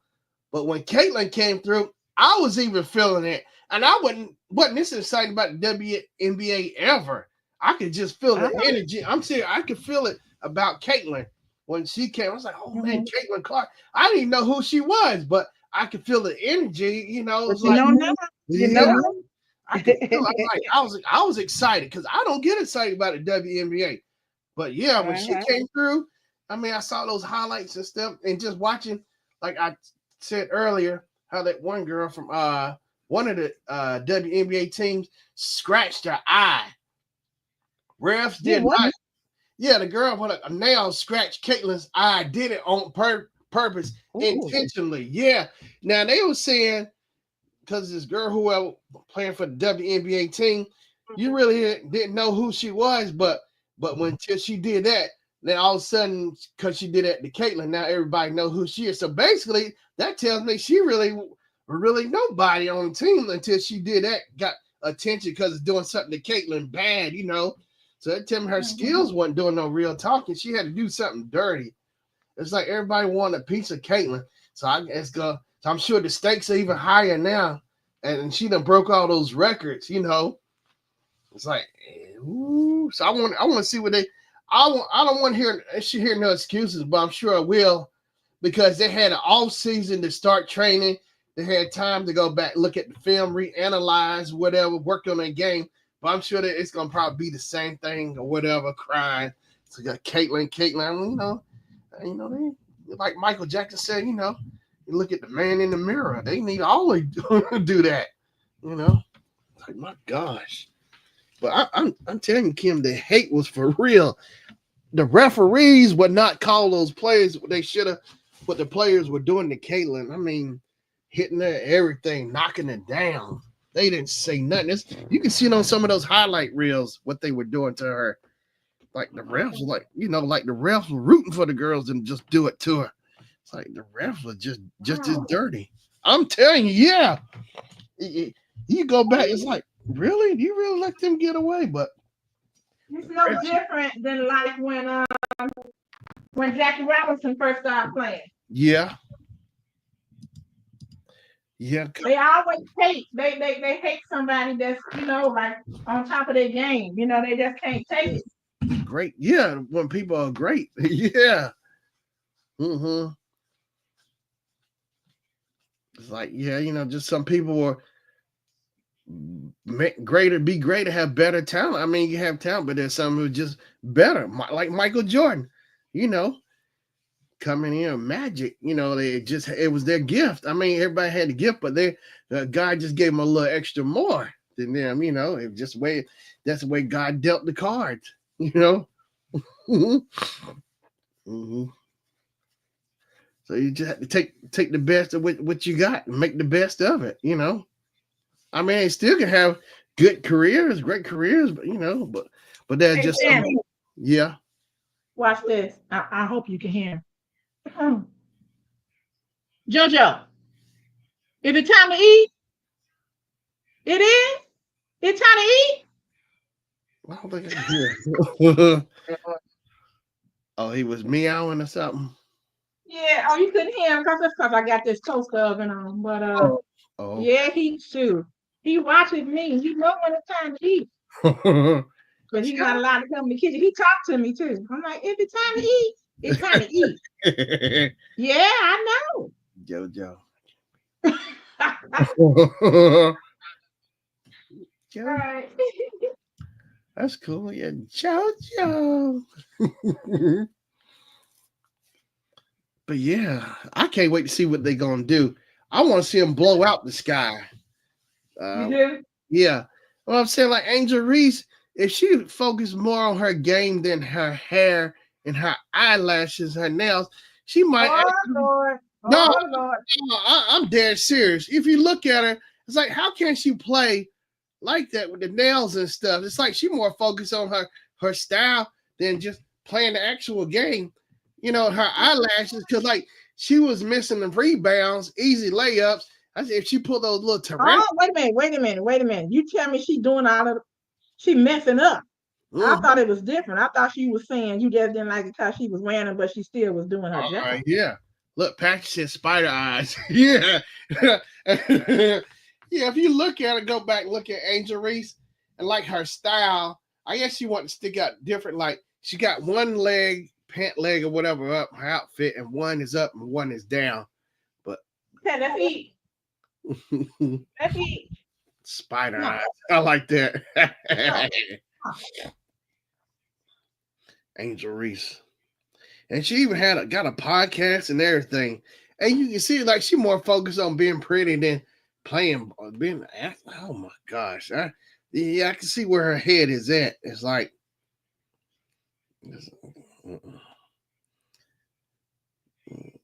but yeah, Caitlin Clark, the best thing that happened to the. Y'all like how they said she's like a generational player. Her style of ball, once she got it took a while to get her bearings when she got into the league, but once she caught on, she caught fire. I mean, because when she first came in, people I think were kind of talking bad, dogging or whatever. But when she started warming up, she turned all that around. Hmm She was beating all the pros down, beat them all. That's right. That's right. Made them say. She said, "Bow down to a force that's greater than you." Her game said it. All she I brought hope out. she doesn't talk like that, because if she did, they be following her all the time. But yeah, she let her game talk. But yeah, she when she goes to those panels, she does it with class. She don't go bragging. I beat them down. Yeah, she don't. No, it's always cool. Even with the girl who scratched her eye, whatever. She said she still didn't blame that scratch on her face with her eye for messing up her game. She didn't even come at her. She just still kept it classy, saying, she felt bad about that. She still could have performed better. I was like, wow. I'm telling Oh you. wow. Oh, yeah. But Angel Reese too focused on her Reese's Puff cereal box now. Posing on it. Oh my gosh. And see, she got all the cool poses and stuff. You know what? Let me find it. I'm gonna show you this. See, she more focused on her so-called modeling career. She don't care about no basketball. I'm surprised she probably don't put lipstick and eyelashes on the basketball too. Let me see. She don't dance. Let me see dance. Angel Reese cereal box. Oh yeah, Curtis Blow. I like that. Yeah. They They playing basketball. I wonder what Curtis Blow is doing now. He didn't pass or nothing, did he? No, he's still in hip hop stuff. I saw something, but yeah, he got sons who's into hip hop with him. One of his sons is a DJ, and one of them is a rapper, I think. Curtis Blow. Yeah. All right, here it is. Let me find Angel Reese. Here we go. Angel Reese right there. Let me get this off the screen. Okay, let me see. Yeah. She's on the Angel. Oh, she got her Reese's Puffs. Yeah. Sure do. And look like little trading card, no, whatever it is. I don't know if that's on the back of the box or whatever. But they're like little trading cards or something. So look, she more focused on that.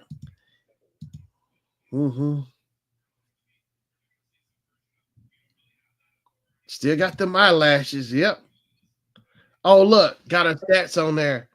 Total college rebounds, 1426. Uh Oh, you snubbing it? You snubbing it? Oh, Jojo. you want some water?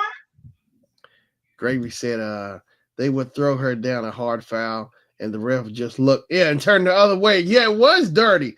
They sure did ignore it like they never even saw it. Dirty.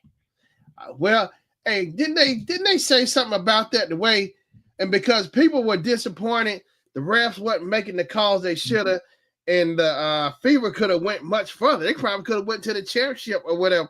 They were like a game or so short from getting to the championship, I think, or whatever it was. And yeah, and I think after the Fever lost and it played no more basketball, I think the ratings were. It's like there wasn't much else to talk about, nobody. I didn't care to hear about the other teams. It just all went downhill from there when they stopped playing. I think the ratings wasn't as high when the Fever were playing. It's like, man, it was just everything. Just all the air went out of the balloon. That's what it felt like. Oh. Gravy said the refs got in trouble too by the league. The women are more fun to watch than the guys. Boy, they got it. They go at it. Yeah. Mm-hmm. That didn't have to mean anything. I mean, we probably know what some of them meant, but anyway. Yeah. Well, it's crazy. It's like, man. I mean, if women said that, would anybody say anything? Because I know I used to like when they wore the short shorts, like the ones. Yeah, when they started wearing those long, I mean, you can't see their legs no more. Yeah, they got pajamas on. They play with their pajamas on now. Yeah. Oh gosh, it's like they're more focused on style than playing ball. And if you think about it, professional volleyball, professional like track and field, those women have and the men have the shortest of shorts they can get. Yeah. It gets in the way all them. I mean, if they too long, because they gotta have flexibility. They can't have all, long pants. Can't have all that resistant.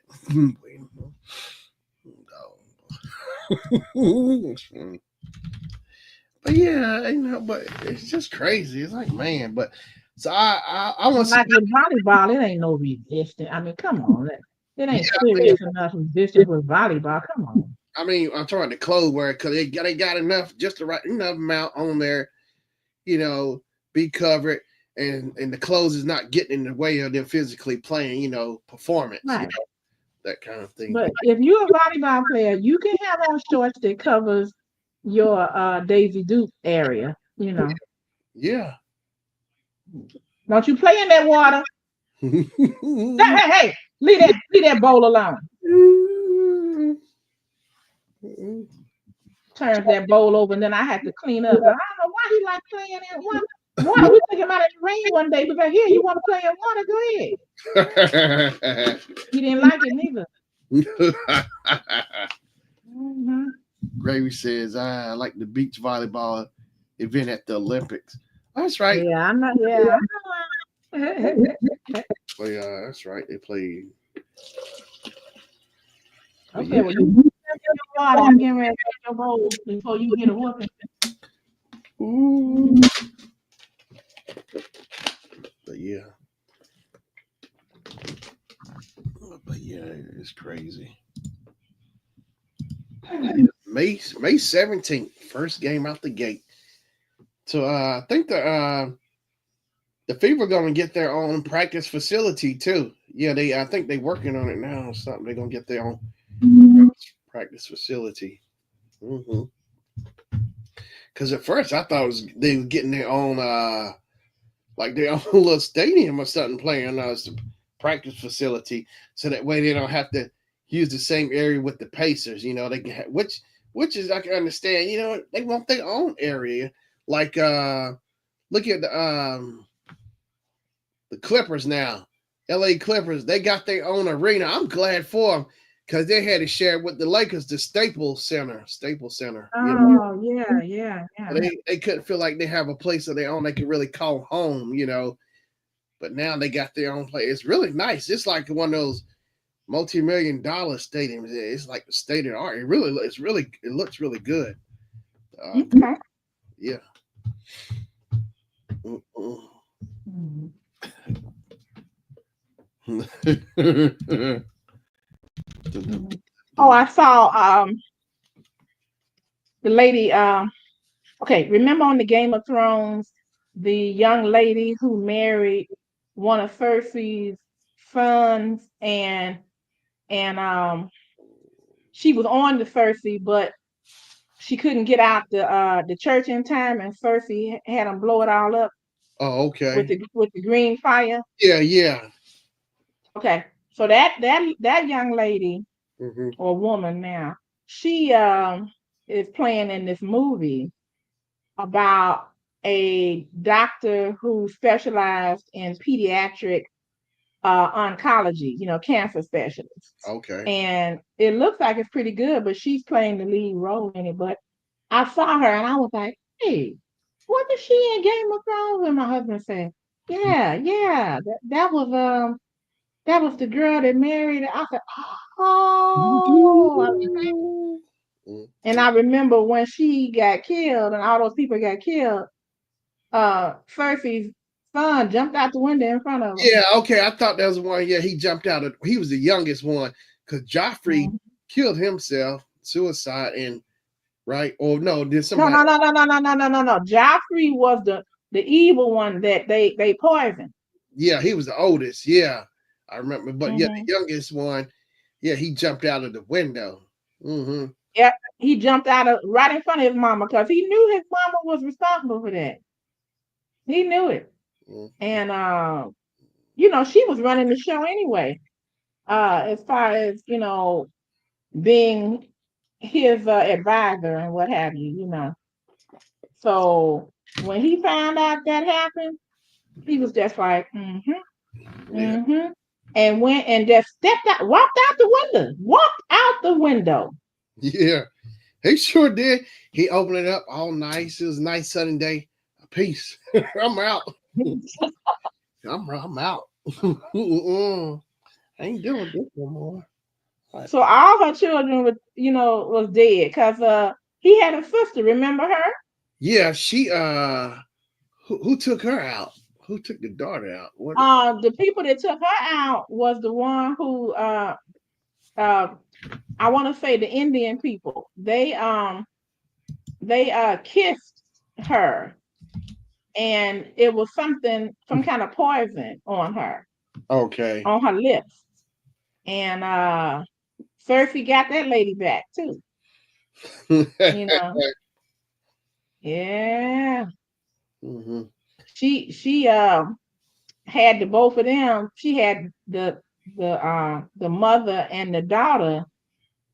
I think she made them kiss each other and then to watch each other die. Yeah, that's gangster. Cersei was the biggest gangster on that show. I don't Oh, know why they're not calling her for other. I'm like, I need to see what else she plays in because I'm like, man, the only one I Cersei was a gangster. yeah. The only one I truly felt sorry for was in the beginning, like the first episode, the little kid when Jamie threw him back out the window. I felt bad. He's the only one I really truly feel bad for in that show. Oh yeah, yeah, yeah. Pushed him right out the window. Well, he didn't want what they was doing to be told because him and his sister Cersei was, Yeah, it's sick. I mean, it's like wow. So did like the dad never ever wonder like where did the kids, grandkids ever come, or did he ever have a hint where the kids might have came from? the father, you mean? Yeah, their father. Did I they? don't know. I know the little brother did. I believe he did. Mhm. Oh Remember Terry, yeah, the Tyrion. little people, little person. Yeah, Tyrion. Oh yeah, caught dad on the toilet. That's the best part right there. Mm-hmm. Cause he kept doing all that twitching, and I'm like, what is he doing? He keep running. He got this big old robe. I'm trying to figure out what is he sitting down on, and what is he keep doing. I I'm serious. That had me in a mix for a little bit. It took me a while. Yeah, then when it finally all came together, oh my gosh! You mean to tell me? No, after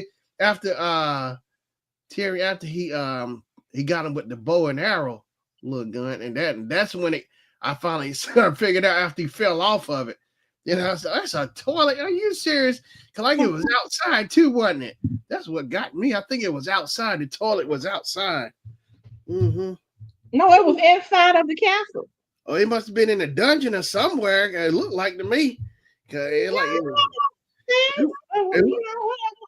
it looked really dark because he had like one of those little torches next to the toilet. You know, so he had to be in the dungeon. But you got to remember, they didn't have electric light then. They just had That's right. they put gas and I'm not gas, oil and lamps and things like Yeah, that. that's right. But Or they had sunlight. yeah, daylight in it either. Yeah. Prac- That prac- was your favorite, huh? yeah, What when he fell off, I said I couldn't believe that was a toilet. Yeah, it took me. He had me. I'm telling you, he had me going for a little bit. I mean, mm-hmm. I focused on just that toilet. I was just trying to focus on what he was sitting on. I didn't care about him Mm-hmm. getting popped with the bow and arrow. I didn't care about none of that. I just sat there. I didn't care about their conversation. I just cared about what he was sitting on. That's what I couldn't figure out where. Why did that intrigue you so much? Cause he just kept sitting like, what is he sitting on?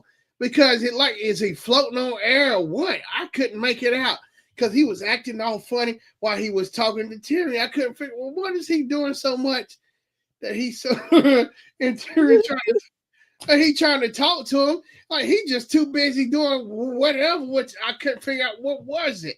What was this? Oh gosh, it just threw You me saw off. he had then he had a newspaper. I I didn't see that. I just saw him. He kept going back and forth. He had this big old robe on. I'm trying to figure, and he just moving. You didn't hear him grunt or whatever, and I didn't hear no grunts. I'm just seeing him moving, dancing. Yeah, look. I remember that one. Let's see. Payback for the red wedding. Yeah, that was something else. She got them. Woo, she got them. I think I want to start over from season one and just watch it all again. I I'm, think I do. you got me wanting to kind of do that. Really go back and watch it, and like you see, the headlet. What's his name? Not Lannister. Whatever John's uncle, because the mom, because he was protecting her for his, because didn't his mom was killed or something, so he decided to take John in as one of his own, his nephew, protect him or something. Jon Snow, uncle, was it? Yeah. And we found out toward the end, Yeah, that he was actually the legal heir because his mother had a child with Danny's um father, wasn't it? Or was it her uncle? Something like that. yeah, he was the uncle to Jon Mhm. And Snow. see, that's the reason that that dragon didn't take him out when he killed Uh, Danny. crazy girl too. Yeah, because he could smell. He knew he could smell it on. I know who you are. I'm gonna let you ride this time, but Hmm. gave him a pass. Yeah, But when he killed Danny, that dragon didn't smoke him. yeah, he could have easily done it right out the gate, but he knew who Mhm. he was. The dragon even know. Jakara. Yeah, the dragon know. Look, that's what I was telling people when they made me mad. I was just like Dracaris. Practice say he got all the seasons now. I think I got Oh wow. season up to like so many DVDs. Then I switched over and blue. They came out on Blu-ray. But you know what? I might have to pop that in tonight before I go to bed. Put it in that first season. Start with the first episode. Well, I'm telling you what we ought to do. I keep saying this. We just ought to get together a group of people and we come together and watch, maybe after your live stream or some other time and you just watch it in the back. Yeah, that's a good idea because that would be fun to watch and hear your reactions as it's watch party reactions as it's coming on. Yeah. Yeah. Watch party. And I gotta see if it's on. I know on Prime you can do a watch party and it'll be synchronized. Oh, okay. But you can just play it yourself Oh, uh-huh. and then we can start watching from there in the back, in the back of StreamYard. Yeah, that's cool. Yeah, watching backstage, watching Game of So Thrones. I'm gaming with I still ain't. I saw season one House of Dragon. I ain't. I don't think I even got to the second season. I gotta go get House of Dragons. Oh man, you really missing out on that. That was good. Yeah, Patrick. I know I gotta get that Discord if I can get over there. But Discord, I got it on my phone. I just gotta get it set. It won't take long to get. Okay, this is cool. Okay. Yeah, Discord. The wide world of Discord. Discord. But yeah, House of Dragon. I got the first House of Dragon on Blu-ray. I got a good deal. A used copy for like $14 on Blu-ray. It was still practically new. Mm. Yeah. And season 2, everybody with their So when you played it, was it somebody's wedding? huh? What? Never mind, it just went over your head. Was somebody's wedding up? You got to use. Yeah. And it was in good shape too. That's right. Blu-ray. I took it. Yeah, you can still smell the newness on it too. I sure will take it. I don't care. I would take a used one if it's in good shape. I'm all day with it. Of course, I've done that. I've actually sold some used things in the past. Some used CDs and DVDs. Mm-hmm. Yeah, me and somebody was talking about that today at work. They still like getting like physical media and stuff. I said, yeah, me too. Like physical DVDs, Blu-rays, and brought up VHS, got VCRs, all that. Sure do. I got It's a probably a smart thing to do in case they ever decide to maybe like charge $200 a month for internet. yeah, Then people will be stuck like that. yeah, because it just don't make sense. And see, I learned that lesson years ago. I think I learned that maybe like in the late '90s or early 2000s somewhere. Because I know one day my dad and my uncle were out the house talking, whatever. I think I came from Best Buy or whatever, and I just bought a movie or whatever. Even though like we had HBO or whatever, because the movies that come out on DVD or whatever or VHS, they were also on HBO and Cinemax too. But see, I learned that lesson from that happening because I still wanted, even though it was on TV, and then I knew it would go away. I started picking up on that years ago by getting the physical media because I know I started learning it. I picked up on myself, and that was a key to me. A flag to me. I need to go get this physical copy. That way I can always have it. But see, I kind of learned that from grandma too, because when grandma had her VCR, she would record Sanford and Son, all those TV shows, because she was like, when nothing good is on TV, you get bored. You can just take what you record, take your tape. See, I learned that from her too as well. So and understanding that told me I need to just have my own copy. So regardless of whatever happened goes down, I'll have my copy and I can look at it anytime. It don't matter about no TV station. I can put it in. I'm in control of it, than versus a TV station. I can just pop it in whatever I want to. And then when I learned that lesson, I went rampant with it buying stuff because even though stuff was coming on, because HBO and Cinemax, they let it stay on for a couple of months, but out there they rotated out. It's nothing new. Nothing different. The cat came to greet you. I knew you was coming to the door when he got up and went to the door. Mm-hmm. Yeah. Your master's back. Oh, hey, what's up now, Grill Master? I did. Not much, man. Yep. Mm-hmm. Gravy said, CDs, records, and DVD. Yeah, I even told somebody Mhm. today I even collect laser discs too. I collect laser discs. Well, I just got a Mhm. player for it. Get the Pioneer player and look at laser discs. Oh, it's time to go crazy. Oh, it's time to go crazy. There you go. There you go. Look at him. Look at him. JoJo. Did your cat still do that? What, doing circles or running racing? Just doing crazy sometimes? Just go crazy? Just Oh, like, ah. like a galloping horse. She take off, start. Yeah, yeah. Oh my gosh, she start running, jumping up. Oh, yeah, she got the crazies. Yeah, she. Uh, hey, I was telling Shannon that I wanted to start from season 1 of Game of Thrones. I just wanted to start because I enjoyed it. It was good, but they ended it so bad that you don't even want to watch no more. They know how to mess up a show. They did mess it up. They was rushed. Those episodes felt rushed. They didn't really. Think them out. Yeah, they just rushed it. Yeah. I thought that when those freezing men was doing something, they was gonna be more powerful than what they were. End up What are you talking about? the White Walkers. Mhm. Thought they'd be more powerful than They that. wasn't any more. Well, they wouldn't even been able to have a show. Everybody be dead. That's what they do anyway on that show is kill everybody. Man. As soon as you start liking somebody, oh yeah, he ain't gonna be here next week. But that's what I think was great about the show because JoJo, I'm gonna tear your butt up.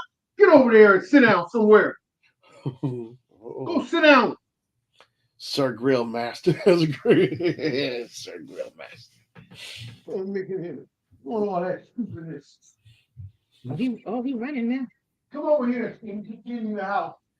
Well, he was in his bed. JoJo. Anyhow, You got to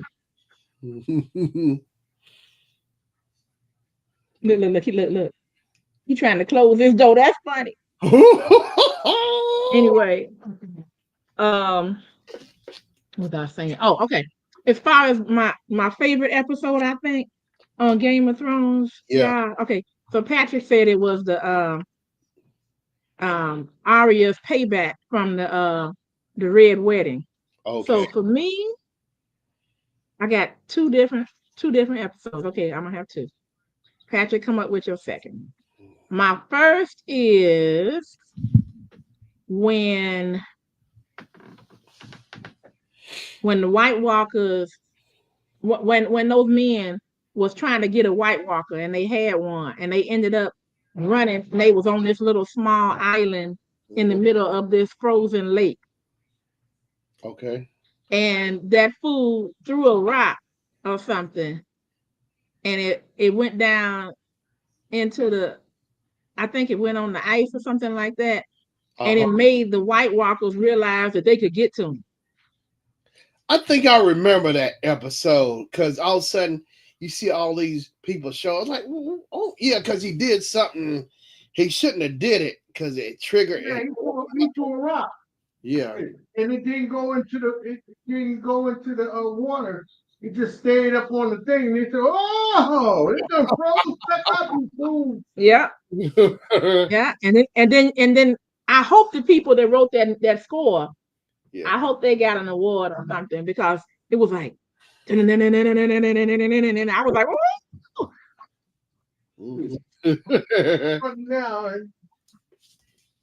I know it was good. So that was one of mine, and then the second one, now that was the same episode where at the end they pulled the dragon out of the water.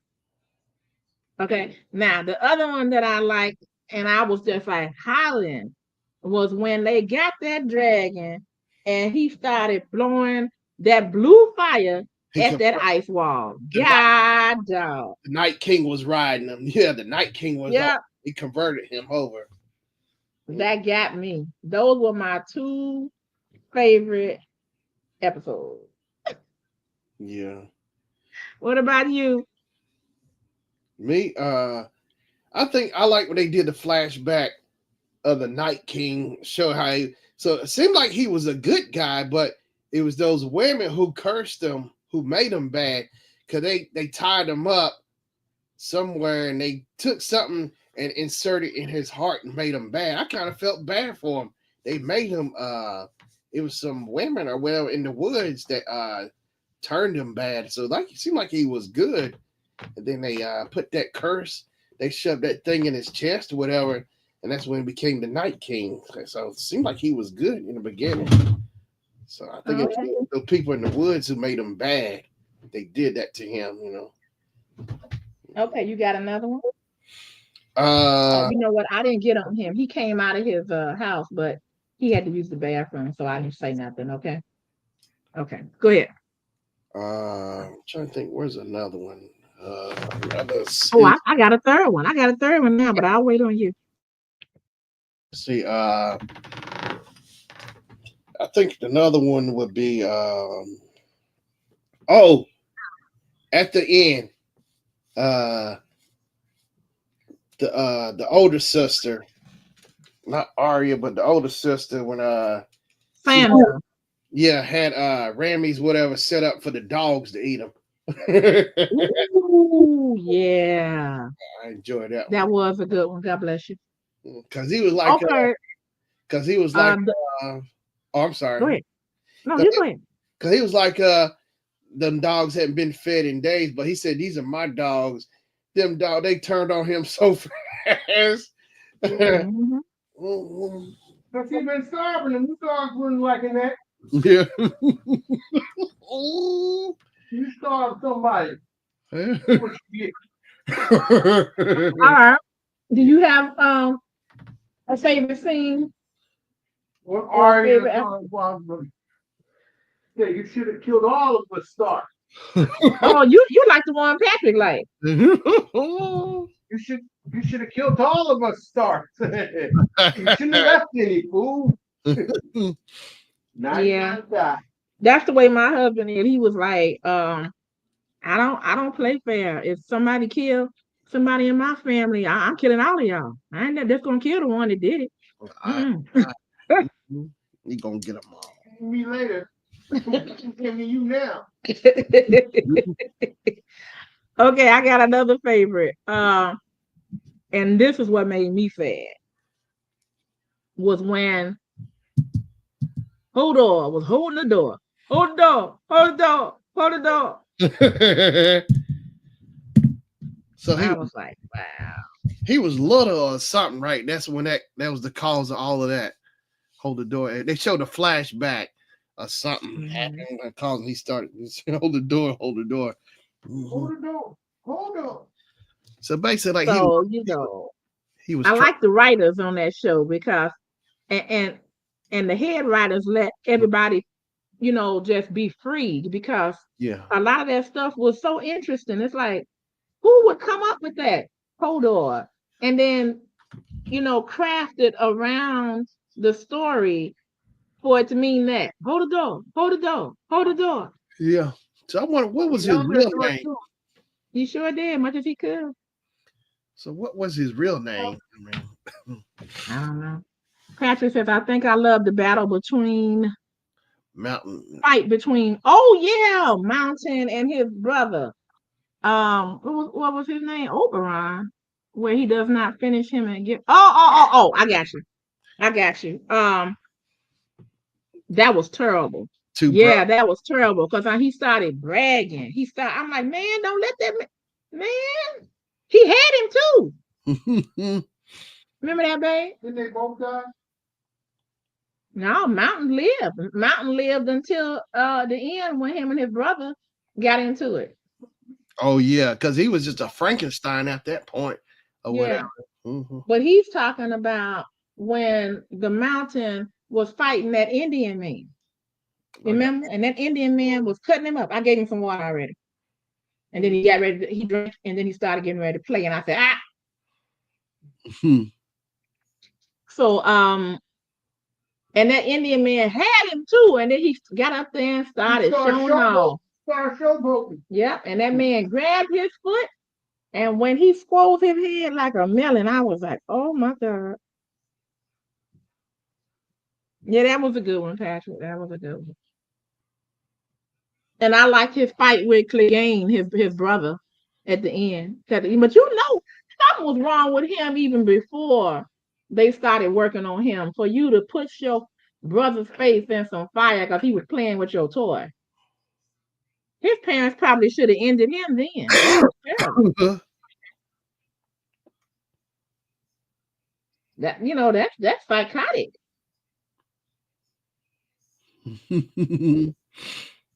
You didn't feed Nick?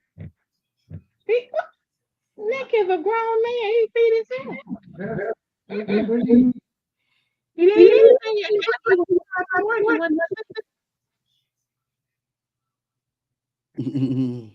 Mhm. So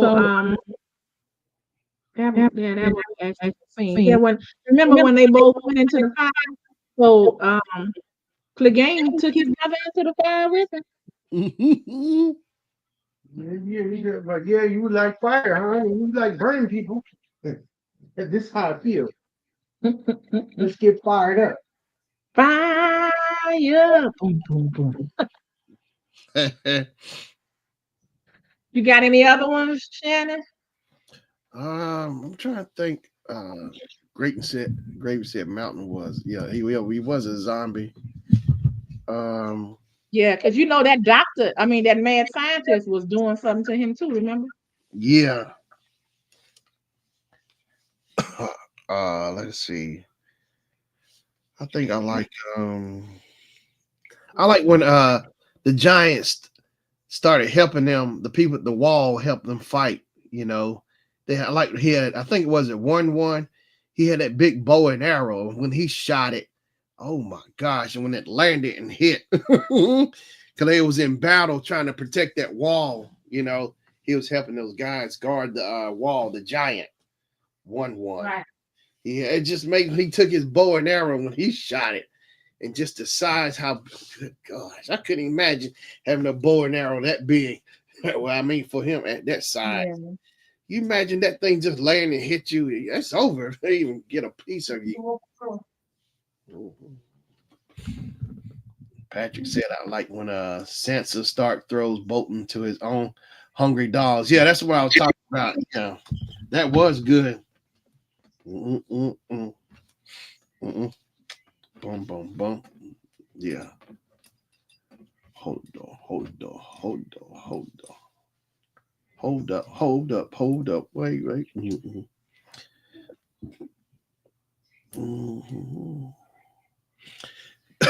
You know what I thought was sad was the girl, she went back and tried to rescue her brother from Ramses because he brainwashed him, you know. And when she got That was sad. I thought, man, That was sad. Remember that, honey? When he wouldn't leave because they had broken him. Yeah. That was that hurt me. And I know I was watching a made up show for TV and that hurt me. Because he wouldn't leave with his sister. Yeah. yeah, and remember he cut his Oh, man. remember he cut off him some parts off, he cut off and he just sat there and took it. And I was like, oh my gosh. Well, he cut more than that off. He cut his testicles off too for him to be that. I was like, man, Mm, it's like he was gone. He cut it off and mailed it back to his yeah. He, Hey, Pony Express. oh Lord. Yeah, he was bobbing it and everything else. Yeah. I was like, man, And he was so scared. But I'm glad that they showed him at the end man up. You know, mm, I was so happy to see that. Because mhm, he had to fight that guy that was the water man, the water king or whatever he was. mhm, Remember? And he was like, my people, such and such and such. And the good part that he said that I never forget was he said, I've seen a lot in my life. And I'm not afraid of anything but what I just saw there. yeah, When he saw that White Walker. yeah. Didn't Great. he tell you to talk him over there? Thank you. when Cersei blew up High Sparrow with those green bombs. Oh yeah. Yeah, that's what I was talking about earlier with that girl. Because you know what? She called it. She was like, "Where's Cersei? Oh, she can't make it." She was like, "Wait a minute, let me up out of here. Wait a minute, hold it." And she couldn't get out. There was Poof. people there. They didn't do nobody was holding. They held her. Them preachers and stuff held her from leaving. Stopped her. They stopped her from leaving. I tell No, you, they didn't, babe, because they got blowed up too. But they didn't know that, so they wasn't listening to her. She said, "Look, we gotta go, we gotta go." And they was like, "No, no, no, stay here, stay here." They was holding her. I, Oh, okay. I don't remember that part. Okay. I do remember that she was trying to get out of there, but they all was stopping her or something. I do remember that. Yeah. They was holding her. They held her up. Did they hold her because Cersei told them to, or did they hold her? Like, Because they was like, "Where you going? Wait, don't go nowhere." how you leaving? I would have tripped them all. I kicked them all. Smacked them. Beat them all down. He said, "Bloom." Yeah, but I saw her face and I was like, "Oh, honey." She was like, "Wait a minute, no, no, no. She ain't here. No, no, no." She was smart, but and she couldn't get out. But yeah, I remember that because she was trying her best, and when she picked up on it, she knew what time it was, and they just them preachers, well, them guys, they were just like blocking her in the way, wouldn't let her get out the way. They like, my gosh, because there was no other way to get out but that way she was going from the look of it. Yeah, It was good to see her son jump off that balcony. Yeah, yeah, yeah. yeah. That was your evil tail get. Yep. He showed his mama. Cause I think he was looking at it like, you want me to be the king and run this, and you just killed the woman that I love, and you just as evil as you want to be. I'm gone. That's cold. That was cold. That's cold blood. Yeah. Oh, he said, I'm gonna catch up with her. Shannon said he said peace. He did catch it. Like it's like Romeo and Juliet. They loved each other, Mhm. so they had basically same thing almost. You know what? They have a show out. I think I can find it online someplace. It's called And Juliet, and the whole premise is what would happen if Juliet didn't die, but Romeo did. Cause she stab herself, or he saw her, so then he went. No, no, she drank the poison Okay, as well. okay, Because he thought that she was dead, but she wasn't dead. She woke up and he was laying over there dead. oh yeah, cause he came in and thought she was. That's right. Now I can't remember if he stabbed himself or not, but I know it was either poison or a little what they call them, dagger or something. I think it was a dagger. It seemed like I want to say, but I remember reading that in 12th grade. Romeo and Juliet and Lady Macbeth. That was sick. And Oedipus Mhm. Rex. I read that in college. Oedipus Rex has to be the most sickest thing I ever read. When we had to read that, I think it was for playwright class because I took playwright, and I remember Mhm. reading that So too. remember reading it about Hmm? what Oedipus Rex was about. What now? What was Oedipus Rex about? Yeah. He said, "What was Oedipus Rex about?" It was about the guy. He went to He had mommy issues, didn't he? Go uh ahead, go ahead, go ahead. yeah, he had kids with his mama. And That's what I said. Yeah, yeah, yeah. that I couldn't believe when I started. Oh, wait a minute, I had to go back and do some double take. Did I just wait? Oh Lord, because the way it starts off, he goes to a fortune teller or something, and they tell him what all the stuff is going to happen or something. That was just sick. I couldn't believe it. This is the most. I got the thing ready. He vocal. Yeah. Or if I don't eat that, I'll eat it tomorrow. It needs to be cooked. It's not a pork chop, it's lamb. What you say? It's not a pork chop, it's lamb. Oh, lamb chops. Okay. Yeah, I remember that. Yeah, and they it was painful because the guy who went to that library he wanted to study and he came across that how to figure out how to help him heal. He had to pull those scales because his skin was it was getting dark or whatever.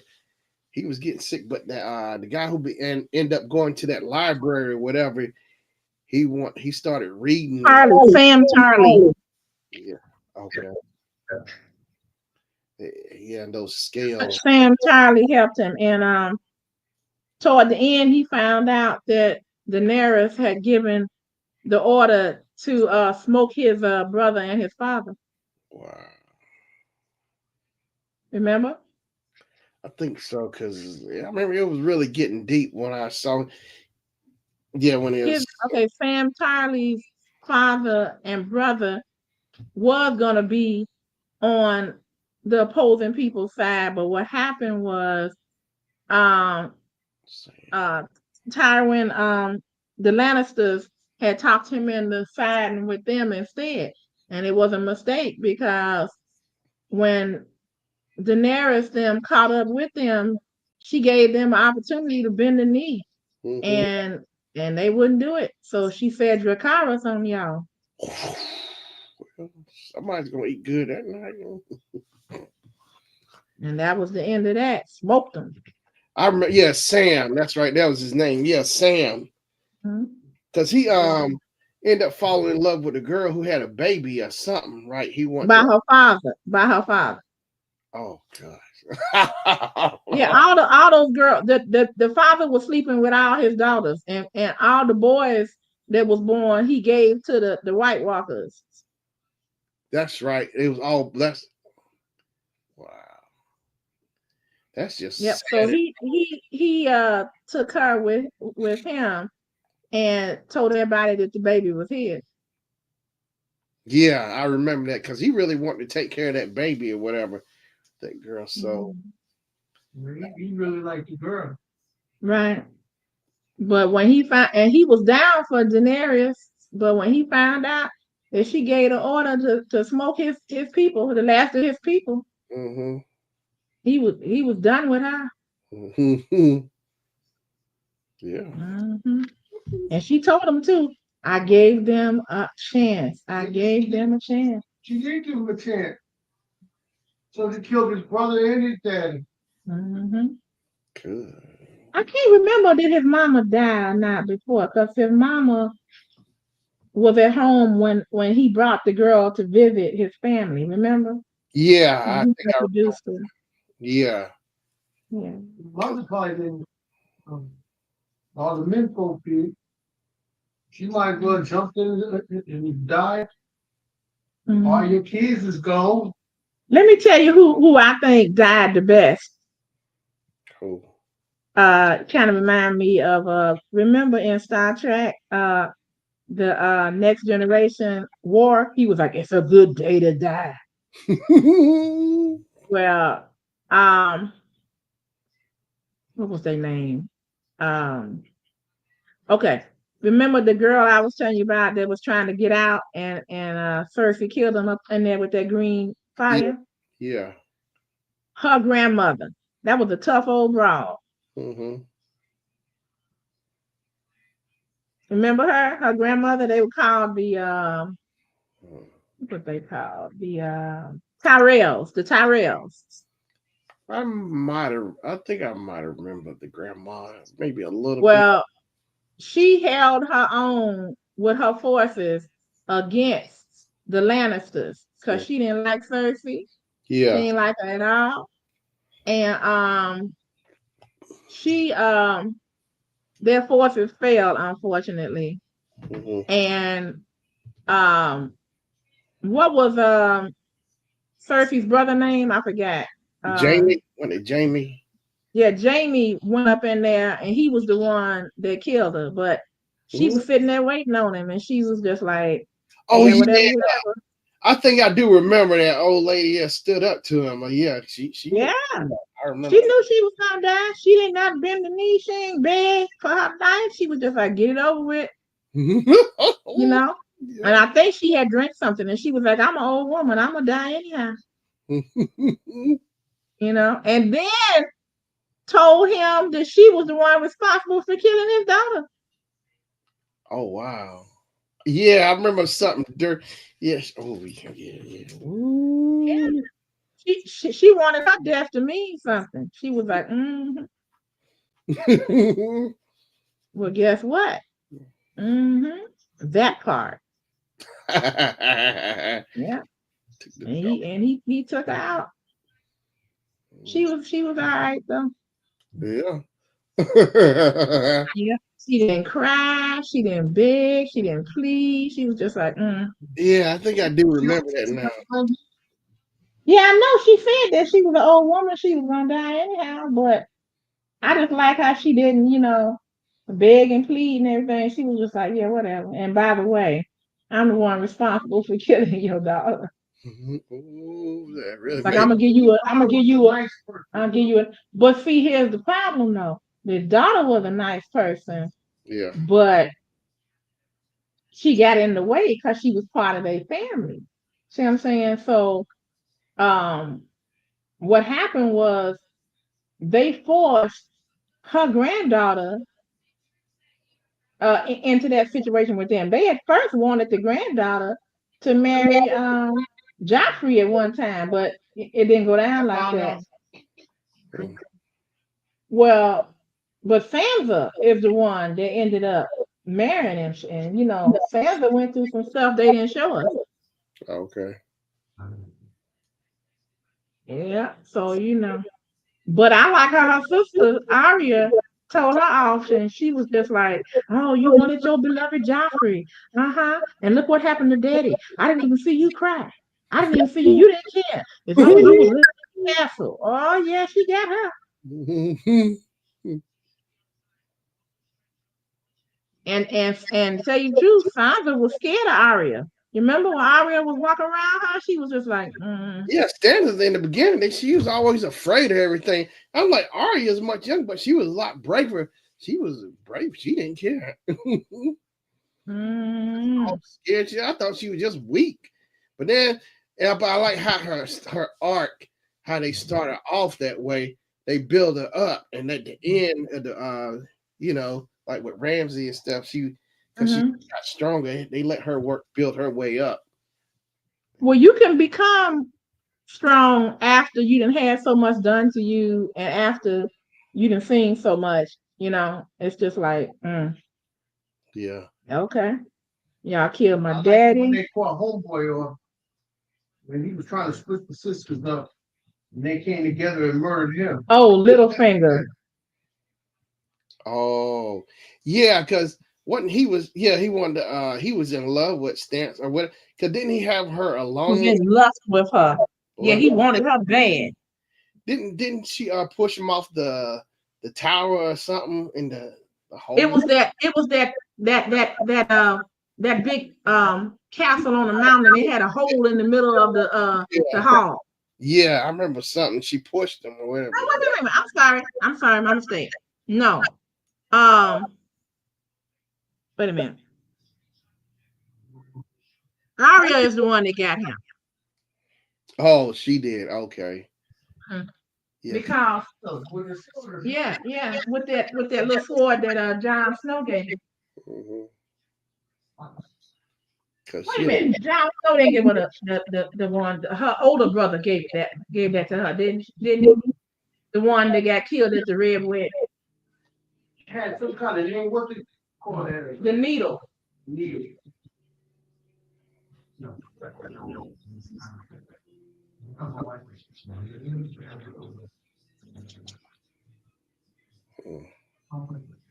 Well, I want to ask about that series. mm-hmm. Yeah, that's a good. You need to get over here.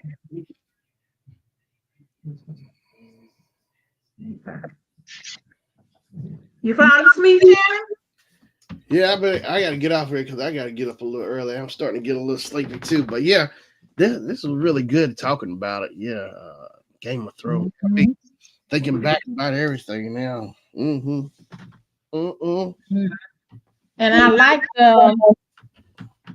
their father. He was an honorable man, but he got him killed. Mhm. He was a stupid man. Stupid. Could have kept his mouth shut. But no, I got to tell it. Whoa, whoa, that's what you got to do, huh?